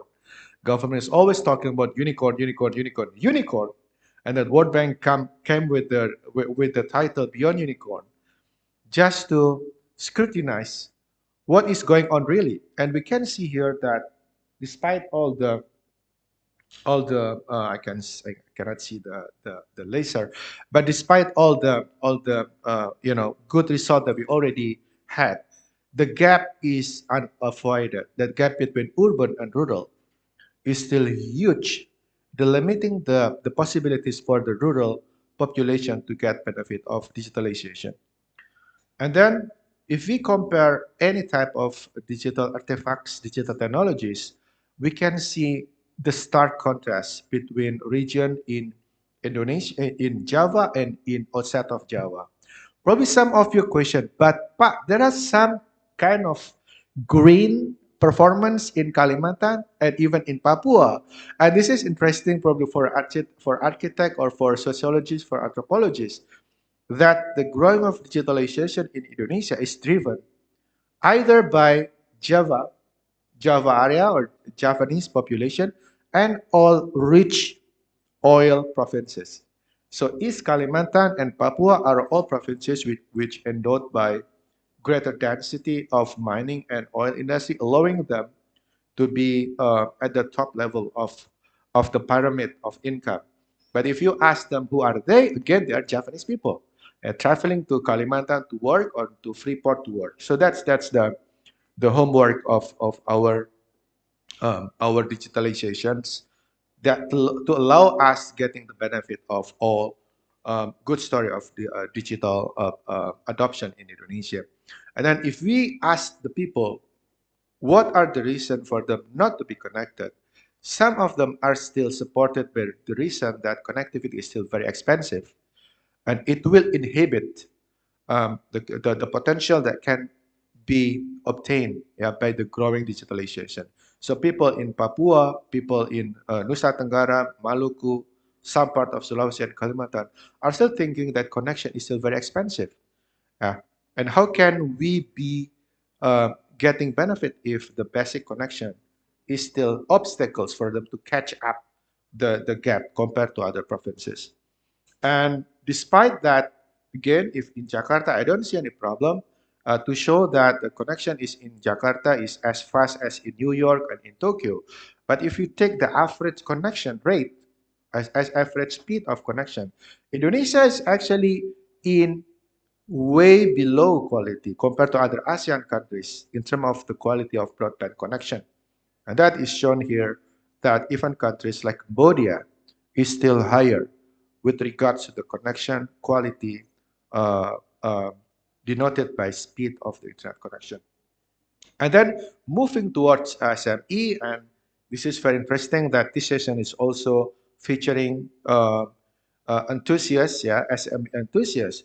But it's quite interesting, a study we conducted in 2021, we found out that not only for household level, but also among SMEs, among firm, Indonesia is also lagging behind. The proportion of company using email for communications, proportion of companies using website to sell the product is still very limited. So that is the reason why, despite all the good stories, we are still constrained by possible, that we are not able to catch up the potential growth in the country. So that if we, I don't know how many economists here in the room, so if you calculate the correlation between connection of technology and benefit in the economy, we can see the tendency that the impact is getting lower, lower, lower, and lower, which is quite contradictory with the first hypothesis that technology will lead us to the better society. Why? Because inequality, because the access is not similar. The access is not well distributed among regions, among citizens, among the level of the pyramid of social. So that it's big homework for us to be able to leapfrog. So what are the remedies? Infrastructure is one thing. A study conducted by a student that I supervise, I examine, shows that if we increase the connection of digitalization, then we can expect better performance at the village level. The economic activities will be more visible, income will be much higher, social capital will be increasing. And that is supported by basic infrastructure, which should be available to allow us to be connected to the technology. And then this is probably something that as strategic and global studies, or we are at University of Indonesia can bring forward, that if we compare to other countries where we have disseminated institution to handle problem in promoting digitalization. Indonesia is an exception. Yeah, Indonesia is truly different league of governance, because if there are only 2, 3 institutions taking care of digitalization, we have 27. Yeah, everybody is talking about promoting technology and promoting digitalization without coherent on who does what. Yeah, who does what at which detail level, task and responsibility, making a lot of overlapping policies or unattended policies. So either one policy is, is managed by 2 or more institutions, or on the contrary, there is no policy to touch upon specific problem. So this is the glimpse of our problem in digitalization, which is relevant to this topic today, that we want to bring together the benefit of digitalization, social common capital with regards to digital infrastructure, digital adoptions, digital awareness should be part of the agenda so that everybody can realize the potential of major technology adoption in Indonesia. Thank you. Thank you very much, Pak Ibrahim. Before I invite the audience for questions, I think I have one question for both the speakers.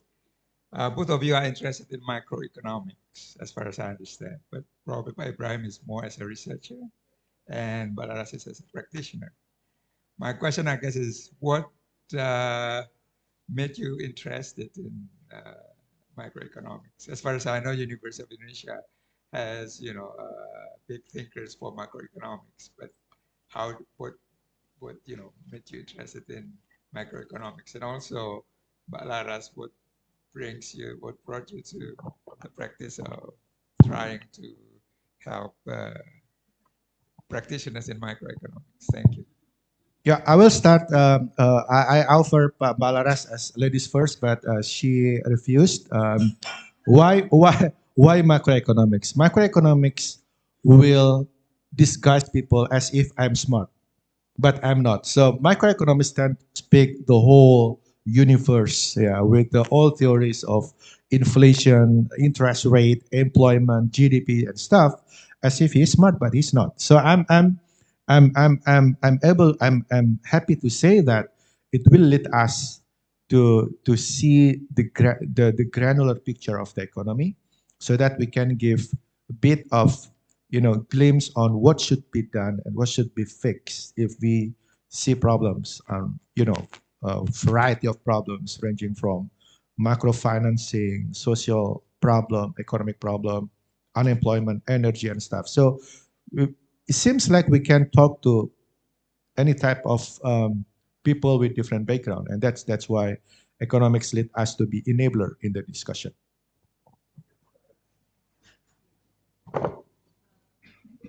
If we are seeing the data, Pak Fuad, the informal jobs from the micro SMEs create, it's absorbed around 90% of the jobs creation in terms of informal jobs. I mean, I know it's kind of different if we are looking to the opportunities from the local citizen, local communities, that if they would like to become the employee in the factories, they need to pay first to the yayasan, something like that. Then they become the employee at the factories.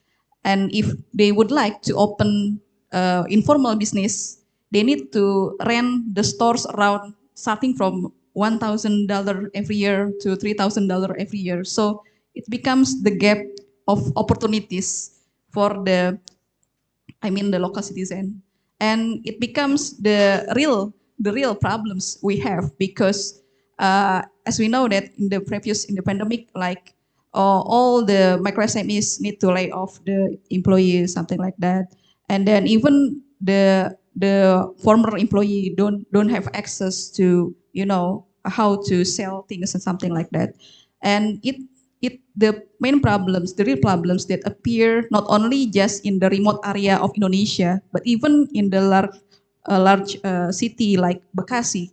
I'm from Bekasi. We only just 10 minutes to the industrial factories area, but then the problems itself is it happens. That's why we don't need to wait for the government to take action.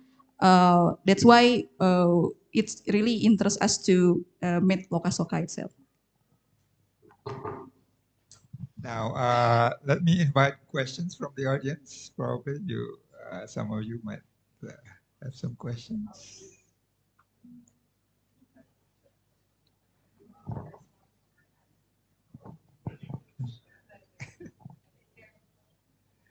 If no, let me follow up with one more question, maybe. Yeah.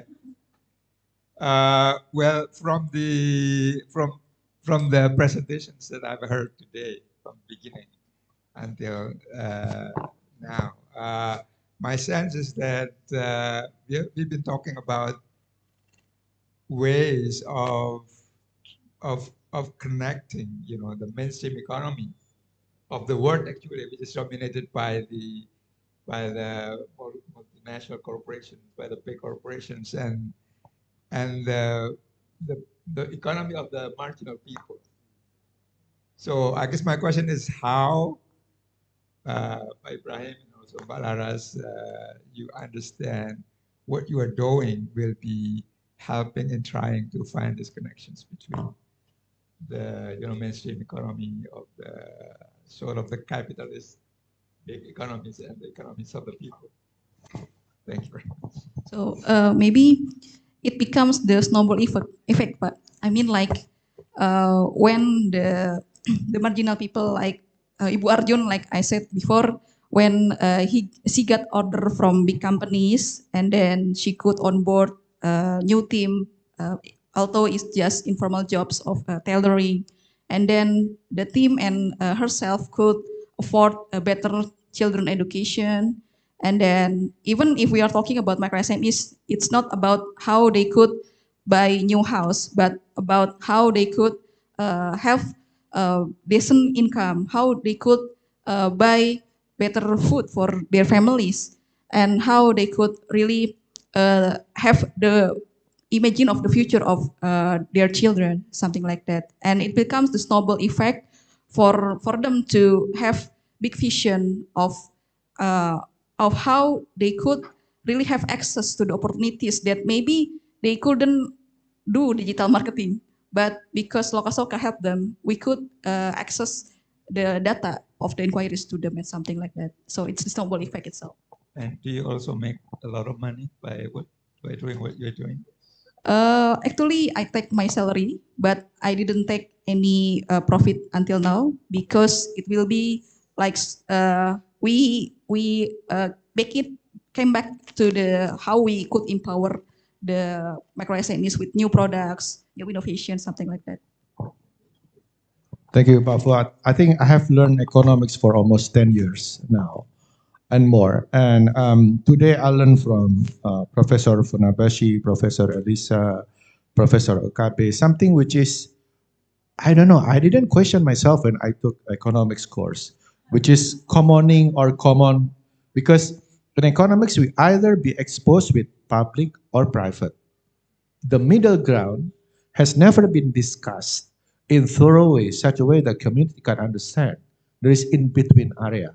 What we learn in economics is always public. Yeah, public economics, public finance, or private, which is market-driven economics, supply and demand, equilibrium and stuff. So I think this is a good arena for us, and realizing the importance that societal problem can be solved by commoning social common capital. We need to sit together actually, and School of Strategy and Global Studies can be an important locus for anyone to sit in, so that we can come up with kind of more digestive way to look into societal problem. Cannot be, I'm sure, societal problem cannot be solved solely by economics or engineering or architecture or physics, political science. We have to sit together. And that's the reason I think we are here and we can learn from each other in this forum. Thank you. Thank you. Thank you very much, Balaras. Yeah, I think we need to give the big applause once more time, please. Okay, thank you very much. I think that's the end of this session, and I give time back to. Huh? Oh. Oh.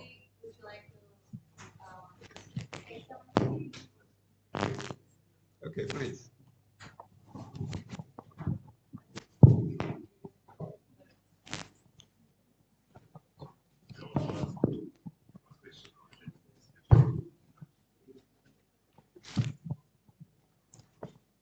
Thank you very much for the precious presentation, and I understand that both of presentations are connected with accessibility of people to social services. I think I understand that, and it is very important program, and at the same time, it's very not easy to cope with for a short time. So I think we increasing we have to collaborate and cooperation with the, those kind of problems and beyond countries like Indonesia and Japan and other ASEAN countries.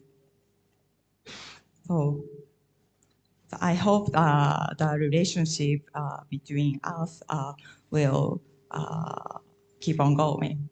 Thank you so much.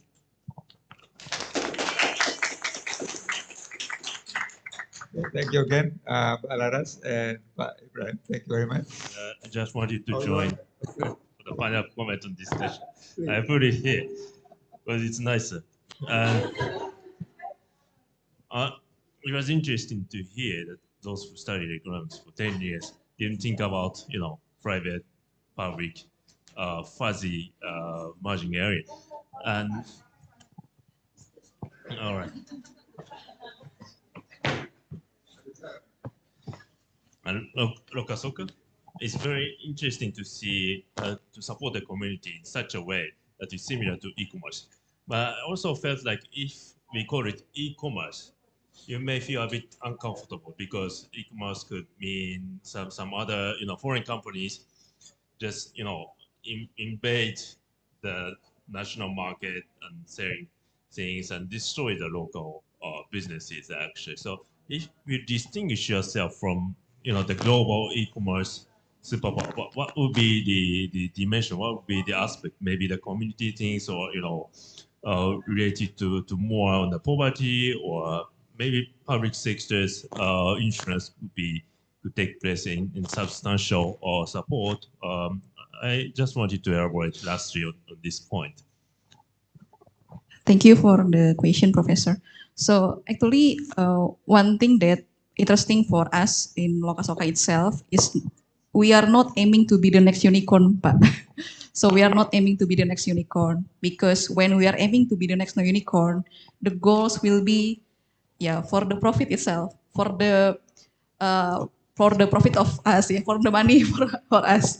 But we have the long-term impact goals to benefiting to the society. When comparing to the benchmark of the company like us in US, Pak, they have revenue around $500 million every year by only selling souvenirs. So I believe that when we are trying to distinguish our company with other e-commerce base, we are just imagine that maybe if we get the revenue like that, how many people will be impacted by our platform.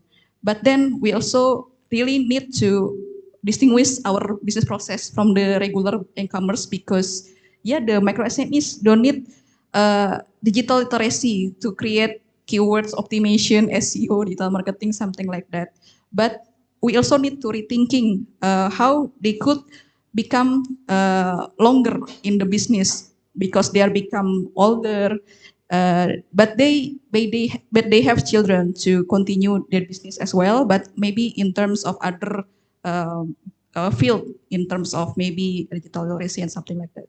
Okay, that's very interesting. You are talking about sustainability of a company, the kind of lifespan of the company. And if I cite Jeff Bezos as well, I don't particularly address Amazon, but that was a very interesting remark that he didn't think about holding his company for like 50 years or much less. So basically, the fast-growing e-commerce or whatever unicorn companies has the pretext that they will grow and sell things and get money. And at the same time, of course, they contribute to certain aspect of the economy, but it's not like staying with the community for 100 years and support from, the very substantial issues. So you guys are more society oriented, and I think there's a significant overlap with social capital. Yeah, yes, sir. So actually, in Indonesia itself, the government already have the regulation of TKDN. So, yeah, I don't know how to say it, but TKDN is like, yeah, local content account for every procurement of the government need to consist above 70% of local products. That's why we try to make sure that our TKDN level is around 90% from every orders. Is Yeah. this related to some Muslim culture or Muslim tradition? No, not necessarily. A local content requirement happens in all type of companies. Like when you are working on, let's say, automobiles, then 80% should be attributed to local products, either seats or machinery or other type of inputs. It's for the sake of the national economy. National economy, yeah. So more, for the more sake of nationalism than religion. We have to bring that. Sometimes it's not. Sometimes it's not good. Sometimes it's not good. But I was just told by the that I have to finish the session. That's why I'm sitting in this direction, not to see them. Huh? Well, actually, I was just told by JJ that I have to finish the, but okay.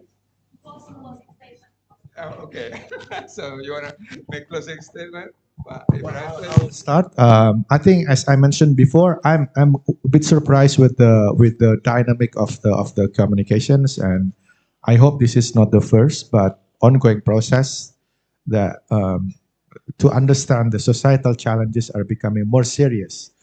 Energy crisis, net zero emission 2040, and all responsibilities that we have to achieve together.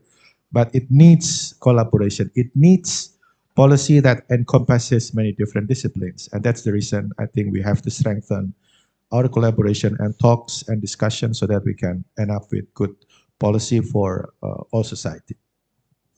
Yeah, I think it's the good moment for us to continue our collaboration to be like maybe like movement, special movement.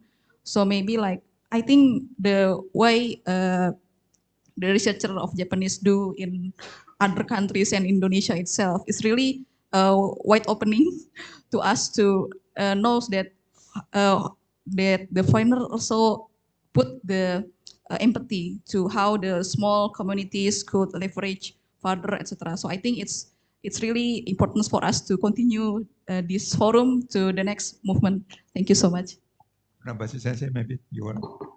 Well, what we don't see is the politicians actually.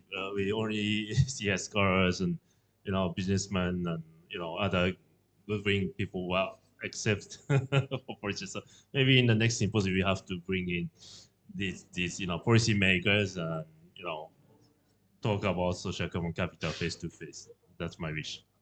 Thank you very much. Let's give our final. Thank you very much for everybody.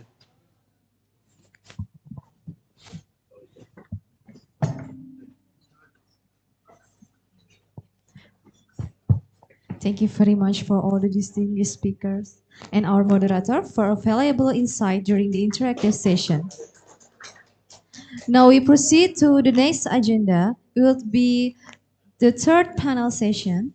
The first speaker is Dr. Narila Mutia Nasir from Syarif Hidayatullah State Islamic University, Jakarta.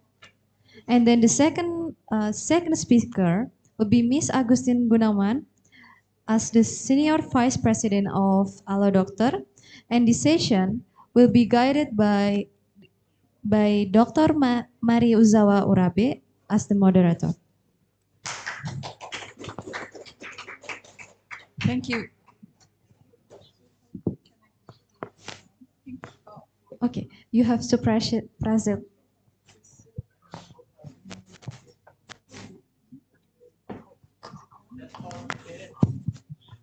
Thank you very much. And this is the last session. Thank you very much for being with us for a long time and condensed afternoon. So there is a Japanese wisdom. There is a fortune and luck in the last box. Yeah, so don't miss it. Thank you very much. So this is mentioned focused on the healthcare, and I'm proudly present two of the great speaker about the healthcare, especially using a digital device into the medicine. So may I ask a favor to start with Dr. Nasil and talking about the digitalization in a mother and children's book. Yes, please.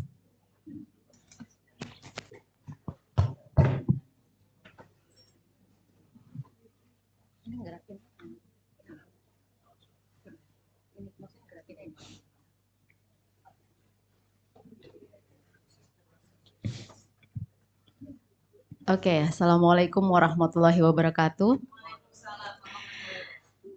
Good afternoon, everyone. Hello. Hello. Hi. Okay, this is the last session, like Dr.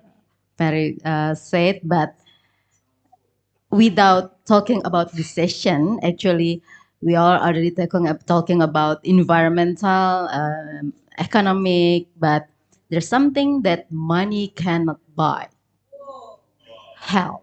Okay, so we talk about being healthy. So today, I would like to present about empowering women through MCHAT Handbook, Maternal and Child Health Handbook, a contribution to social common capital. So my name is Narila Mutia Nasir, but you can call me Tia, actually, the nickname.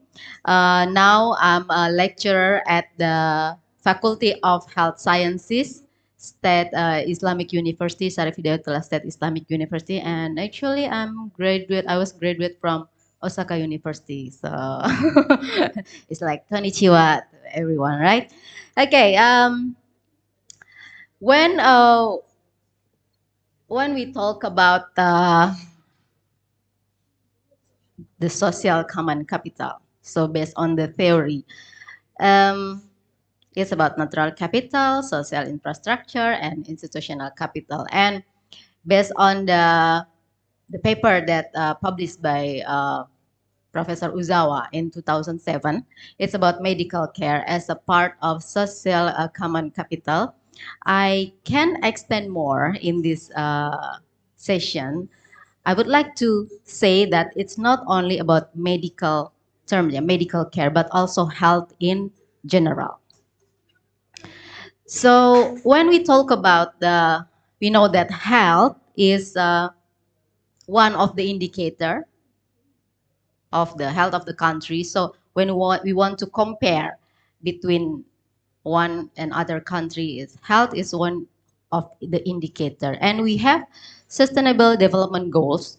And for the number 3, we have goals, good health and well-being. So I means that in these goals, it means that we have to ensure that people's healthy to do the sustainable development. So from the goals number 3, we have good health and well-being. So the target for the SDGs number 3 are to reduce global maternal mortality, newborn and child mortality by the end of 2030, because most of the causes of the mortality are preventable. With this target, we can conclude actually that maternal and child health is a crucial thing. So let's see for a while about a maternal health situation in Indonesia. One of the indicators is maternal mortality. We can see through this graph that the blue line show the declining, right? From 1991 until 2015, and the green line actually indicate the projection until 2030. It means that actually we still have something to do to decrease the number of mortality in Indonesia. And how about the child health situation? Also, we are decreasing, yeah, for the child health situation. The trend of neonatal, infant, and child under 5 children mortality are decreasing, but we have to note that still it's not yet meet the target because we have so many challenges. Yeah, because like the threat of the vaccine preventable disease, how the issue, religious issue that people just refuse their children to be vaccinated, for example, that's an issue.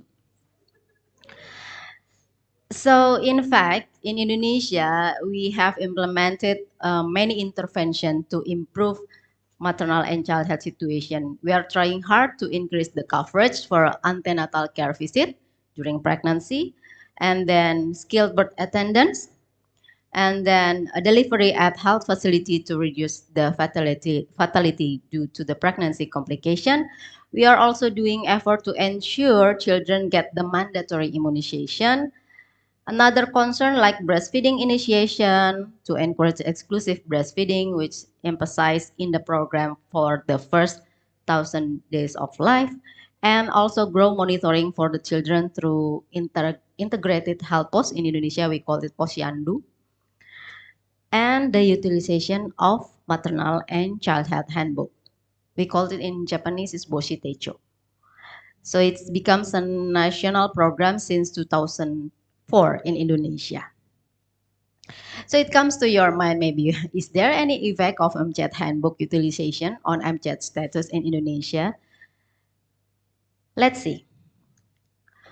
This is my study. I conduct the study in Tangerang Selatan district suburban area in next to Jakarta. And one of the evidence about the effect of MCHAT handbook, mother using MCHAT handbook and then they join the mother class. It's like education session for the pregnant woman. We can see that compared to the control group, there's an increasing of knowledge about pregnancy care and also about newborn care. And next, what kind of the knowledge they have, especially when it talk about danger sign during pregnancy, how to handle danger sign during delivery. Why it's important? Because the awareness of this issue is become a thing to do the early detection and to prevent the fatality actually. And next also about newborn care. So how the issue giving colostrum and then exclusive breastfeeding and also about cord care and also about danger sign during newborn period. This is also give a positive effect of MCHAT handbook to the mothers. Okay. And this is also not only knowledge but also practice for the effect. And this is kind of the situation that the mother using the MCHAT handbook during the mother class session.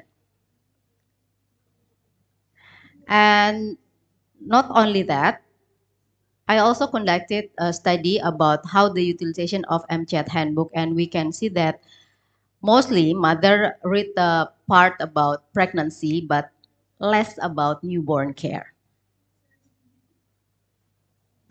But in general, they say that satisfied about MCHAT handbook.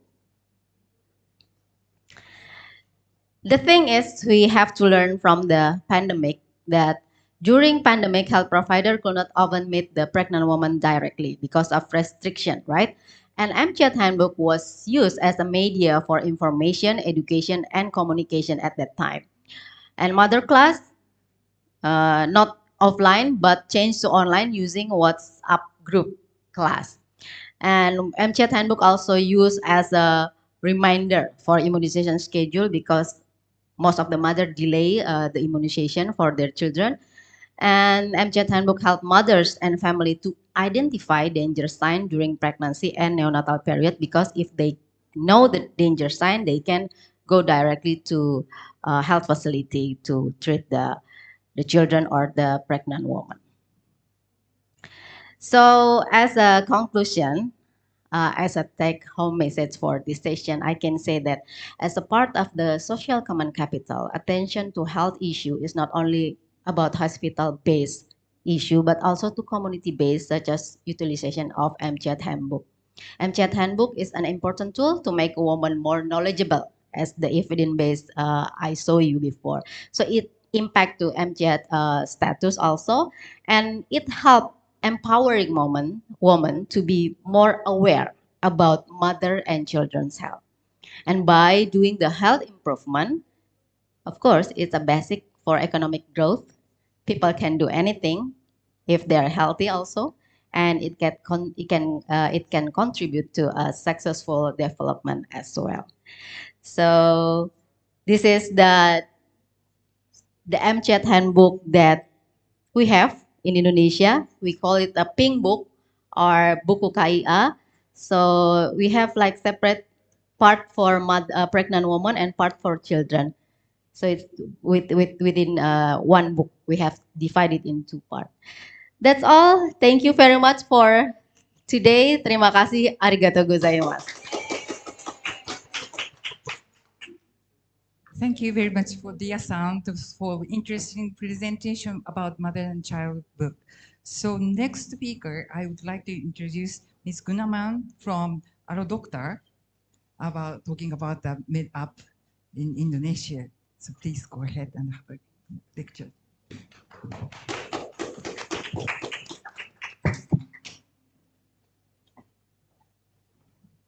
Okay. Konnichiwa everyone. Selamat sore. I think this is last session, but please don't fall asleep ya. Okay. Okay. So my name is Agustin. I'm a senior vice president of Alo Doctor. So I would like to present about Alo Doctor. What is Alo Doctor, and then what it is related to the social common capital. So Alo Doctor is trying to have a 360-degree healthcare ecosystem, starting from the communal, meaning from the user base, population, non-healthcare professional, as well as we also connected with healthcare professional. So actually within Alo Doctor, we have two platforms. One for the non-healthcare professional called Alo Doctor, and then the one for the professional doctor called Alo Medica. Basically, there is intersection, meaning that we provide telemedicine for the non-professional healthcare, professional healthcare, as well as doctor hospital booking, and then we also have e-medical record in our system, as well as drugs delivery. We call it Alo Shop.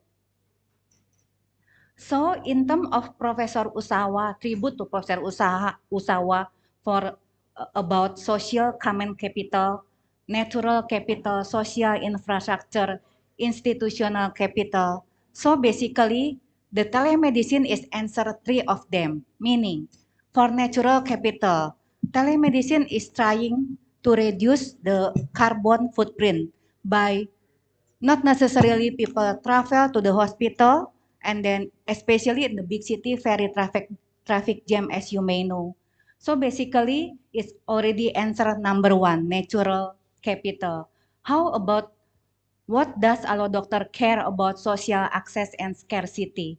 Meaning that through telemedicine, that affordability of health access or health consult will be more affordable than offline consultation.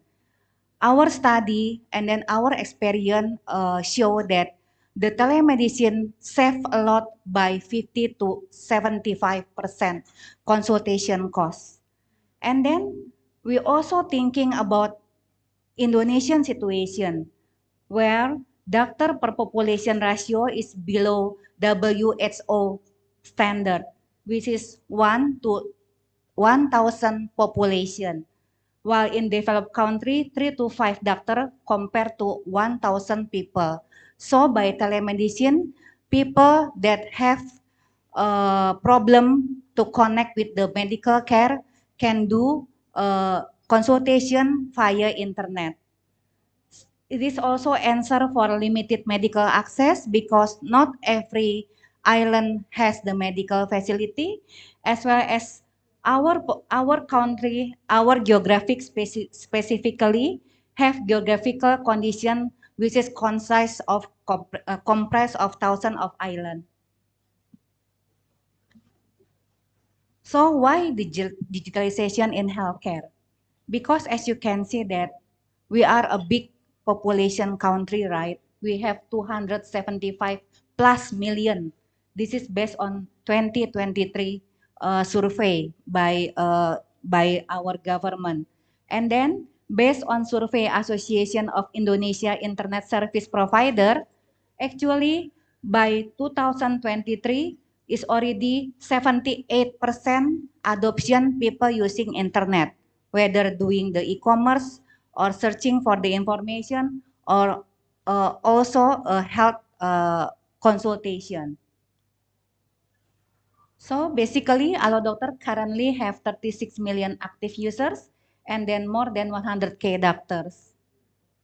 And then as a platform, you know that so many news out there about how about data protection, how about where we store our data, because the most important thing is for Indonesian people that the data should be stored in Indonesia. That is the first ground rule. So basically, we store it in Google Cloud Indonesia, as well as we already have certification of ISO 27001. This is for Data Protection Act. As well, all developer we build Indonesia. So meaning for Indonesian people, Indonesian expert, we don't outsource it, let's say, for the cheaper one, let's say to India or something like that. And then same like offline medical facility, we do have medical board that control, monitoring, and make sure that the implementation of the, we call it tata laksana, meaning that the ethical medical practices are aligned with what medical should be. So basically we have our CMO, Dr. Louis Hewitt from Australia, and then a lot of professional practitioner that very common in Indonesia, like Dr. Antono Standar, spesialis jantung dan pembuluh darah, as well as the others. So basically, Allo Doctor try to make an ecosystem, be it for the user and then be it for doctor. So for the user, we have inform, meaning that all the article are curated by our own doctor. We don't do copy paste from other source. We really curated from very resourceable and then trustable medical journal. And then we have teleconsultation that already available 24/7. And then we also cater booking to the hospital should the people that having teleconsultation need to go to the hospital, so the journey wouldn't stop there. And then we have insurance, actually starting last year is already 1 year run. So basically our insurance consists of telemedicine coverage and then outpatient as well as inpatient in very affordable premium. And then we have shop, meaning that Allo shop for the drugs delivery. So this is like the feature. So basically during pandemic, we serve more than 750K consultation per month, because that is the that people that cannot see the physician on the hospital, and then why telemedicine have they call it a golden window at that time. And then about we also doing survey, so meaning most of the survey of our user happy with our doctor, and then the response time also they happy because average response time is within 2 minutes.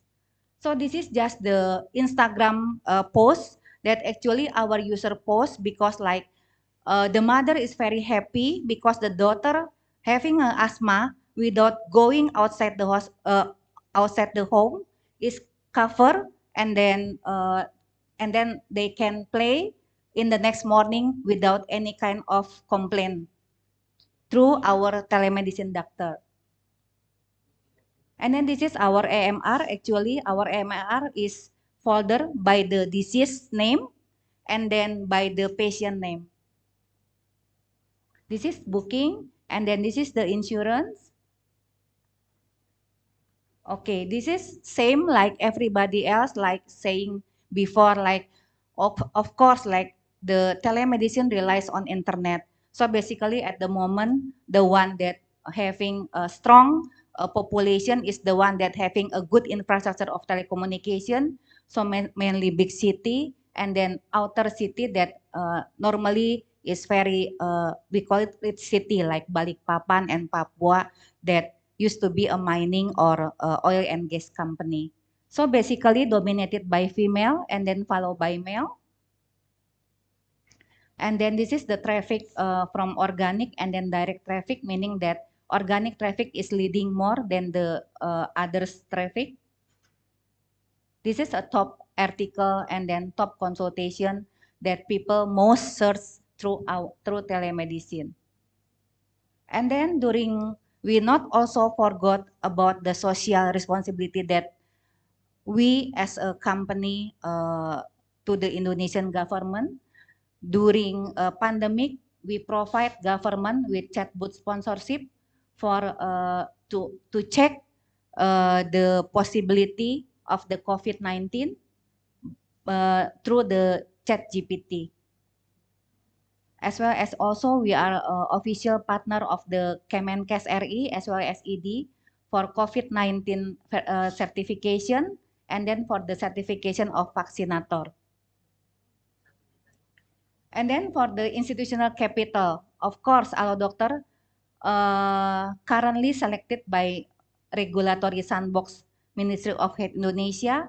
So basically what is Regulatory Sandbox is registered as an official partner of the Ministry of Health for the development of regulation and health ecosystem Indonesia. So basically, this is the assurance for the public about the practice of Alo Dokter telehealth service. That is the end of my presentation. Thank you. Thank you very much for interesting presentation. I have a quick question about our doctor. When did it started? The year? Actually, we started at 2014, so this is our 9th year already. I see. And I have a question, both of you. That kind of good thing is very hard to start, hard to spread to the common people. What's what the trigger for the spreading of the mother-child book and our doctor? Do you have any idea of what the trigger was to spreading the other dimension? Do you mean by how to like why we use the MChat handbook as one of the tools? The spreading. And spreading, yeah. Actually, this is the pilot project was initiated in 1993 through the Japanese JICA at that time, and after the pilot project, we can see that the positive effect of the MChat handbook, and then because we need education medium for the mother, it's kind of the community-based intervention because it's also become a medical health record for the mother.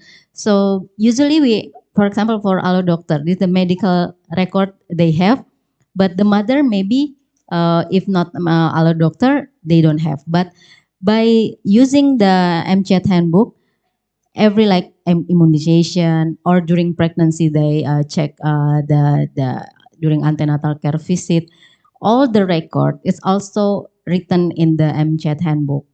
So it's kind of like both of the patient and also the health provider has the same record. So for example, if like in my case, I change my hospital or change the doctor during pregnancy, the next doctor still can see the medical history of the mother in the maternal and childhood handbook. So actually, it's more on not only health medical records, but the function also for the education tool for the mother. Yeah. Thank you very much. Very, very interesting. Yeah. That's going to be a key to spreading the digitalization in Japan medical area. Yeah. So thank you very much for the information. Okay, thank you. Thank you. So how about the Augustine? Yeah. I think the big momentum for telemedicine is when the COVID started. Because at that time, government is asking all the telemedicine platform, trustable one, to do the COVID consultation. But the funny thing is, the most consultation ongoing in our platform is not the COVID because people already aware what is the COVID symptom and then blah, blah, blah. Actually, they consult about mental health because so many people are staying at the same house and then like husband and wife see every time. So it's like, I think they want to kill each other, I think. And then there's so many like unemployment and then some business are stopped like restaurant, mall, something like that. So it became like a mental health issue at that moment. I see. Thank you very much. So are there any questions from the audience? Or do you have any question on the chat? No? Yes, please.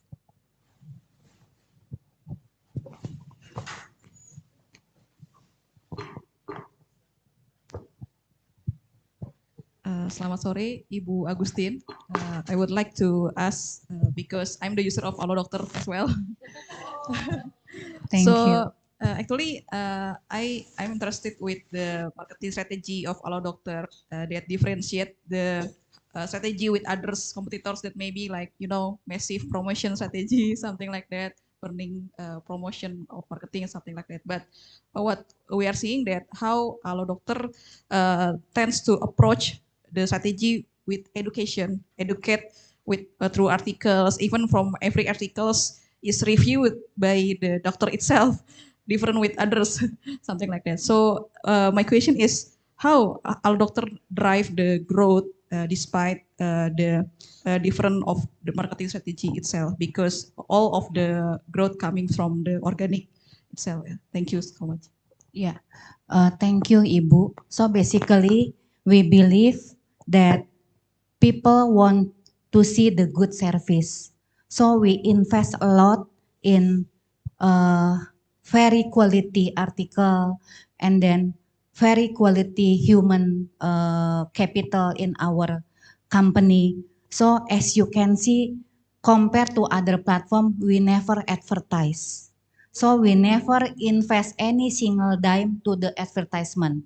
So we invest a lot in making product development, making sure all the user are happy with our journal. Yeah, I hope this is answer. I don't know whether this can be applied to other platform or other business platform, but the way that we do things is make people happy when they come online because the experience should be the online, not the offline. Thank you. Thank you very much. So, yes, please.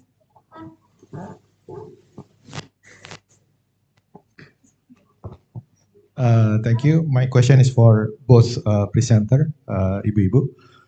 Now that we are going to embrace Undang-Undang PDP, individual property right law, which is just launched, I think just launched last couple of months. What will be the impact of the law implementation in technology-supported platform like Allo Doctor, or probably Gunilla also can elaborate in your case.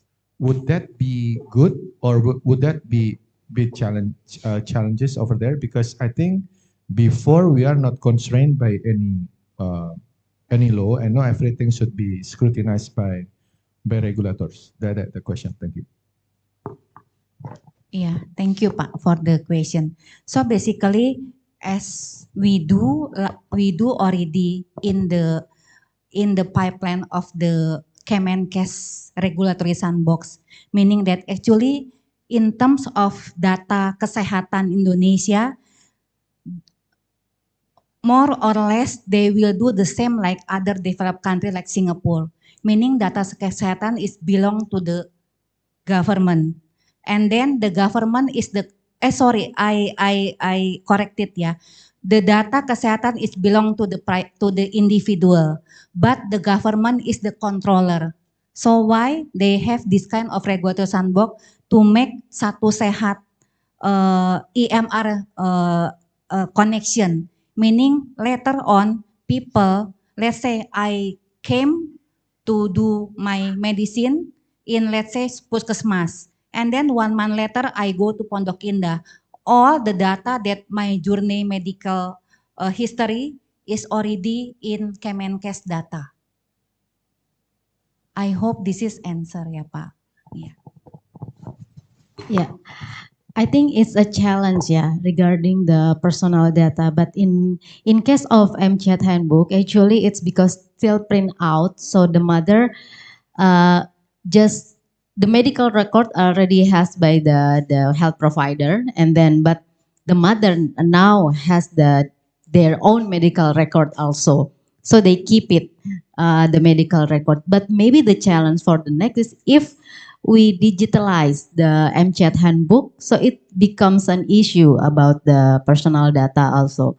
But in terms of maternal and child health is like a continuum of care. So the medical history, it's very important to know with next of or other health provider in order to make that the treatment not like repeat again or something that is not really appropriate for the patient, something like that.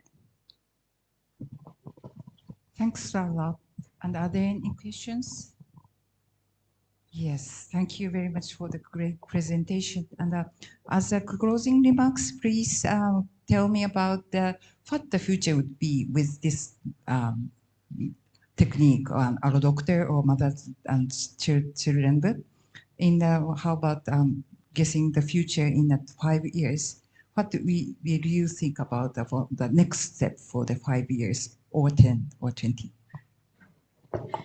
Okay, I think for the next year, 5 years actually, we still want to develop the MChat handbook itself, how it can contribute more, especially like I said that to empower women to be more knowledgeable, and then they know what to do in the family level. So everything that related to the health issue in the family level, we hope that the maternal child handbook could be more useful and read by the mothers. Thank you. How about Christine? Yeah. I saw the industry trend, yeah, Ibu. So basically when I meet all the insurer actually the payer, right? If we are not paying by our own pocket money, right? Like the insurance tend to reduce the claim for the overutilization of the medical costs. So like I believe like also the other player believe that telemedicine will be stay in the in the medical landscape. Thank you very much. So great approach to the speakers. Thank you very much for a long time. Yes, before closing the remarks, I would like to thank you everybody who attended this meeting and the speakers and the people who helped us a lot to create this wonderful forum.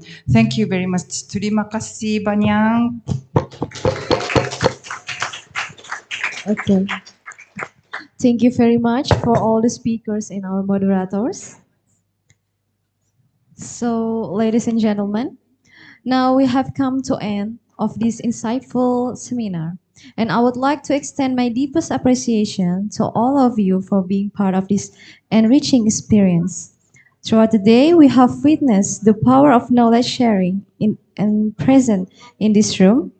Our distinguished speakers have brought their expertise and perspective, sparking meaningful conversation and fostering spirit of intellectual growth. Once again, I extend my heartfelt appreciation to our speakers, committee, and everyone who have contributed to the success of this seminar. Please applause to all of us.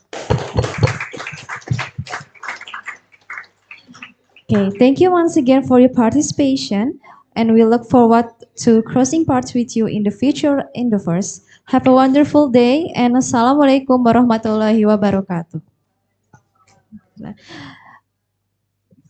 Okay, so before we close and go home, we would like to invite all the speakers and all the participants to come forward. So we will have a photo session together. Okay, it's going to be the speakers first. So please, for the speakers. Speakers and moderators, please.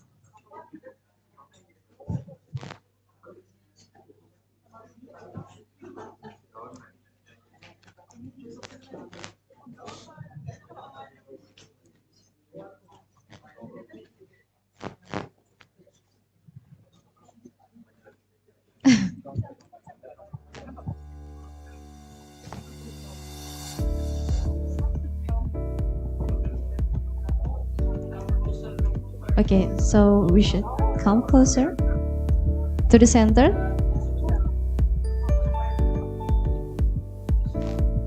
Please come closer to the center.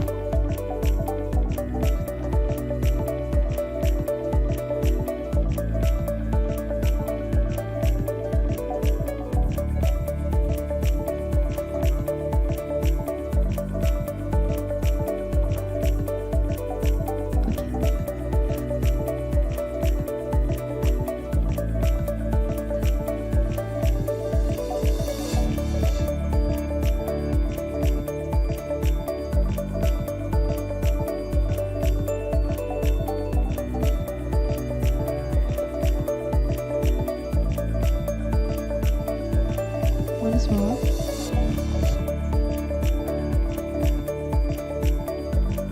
Should we freestyle?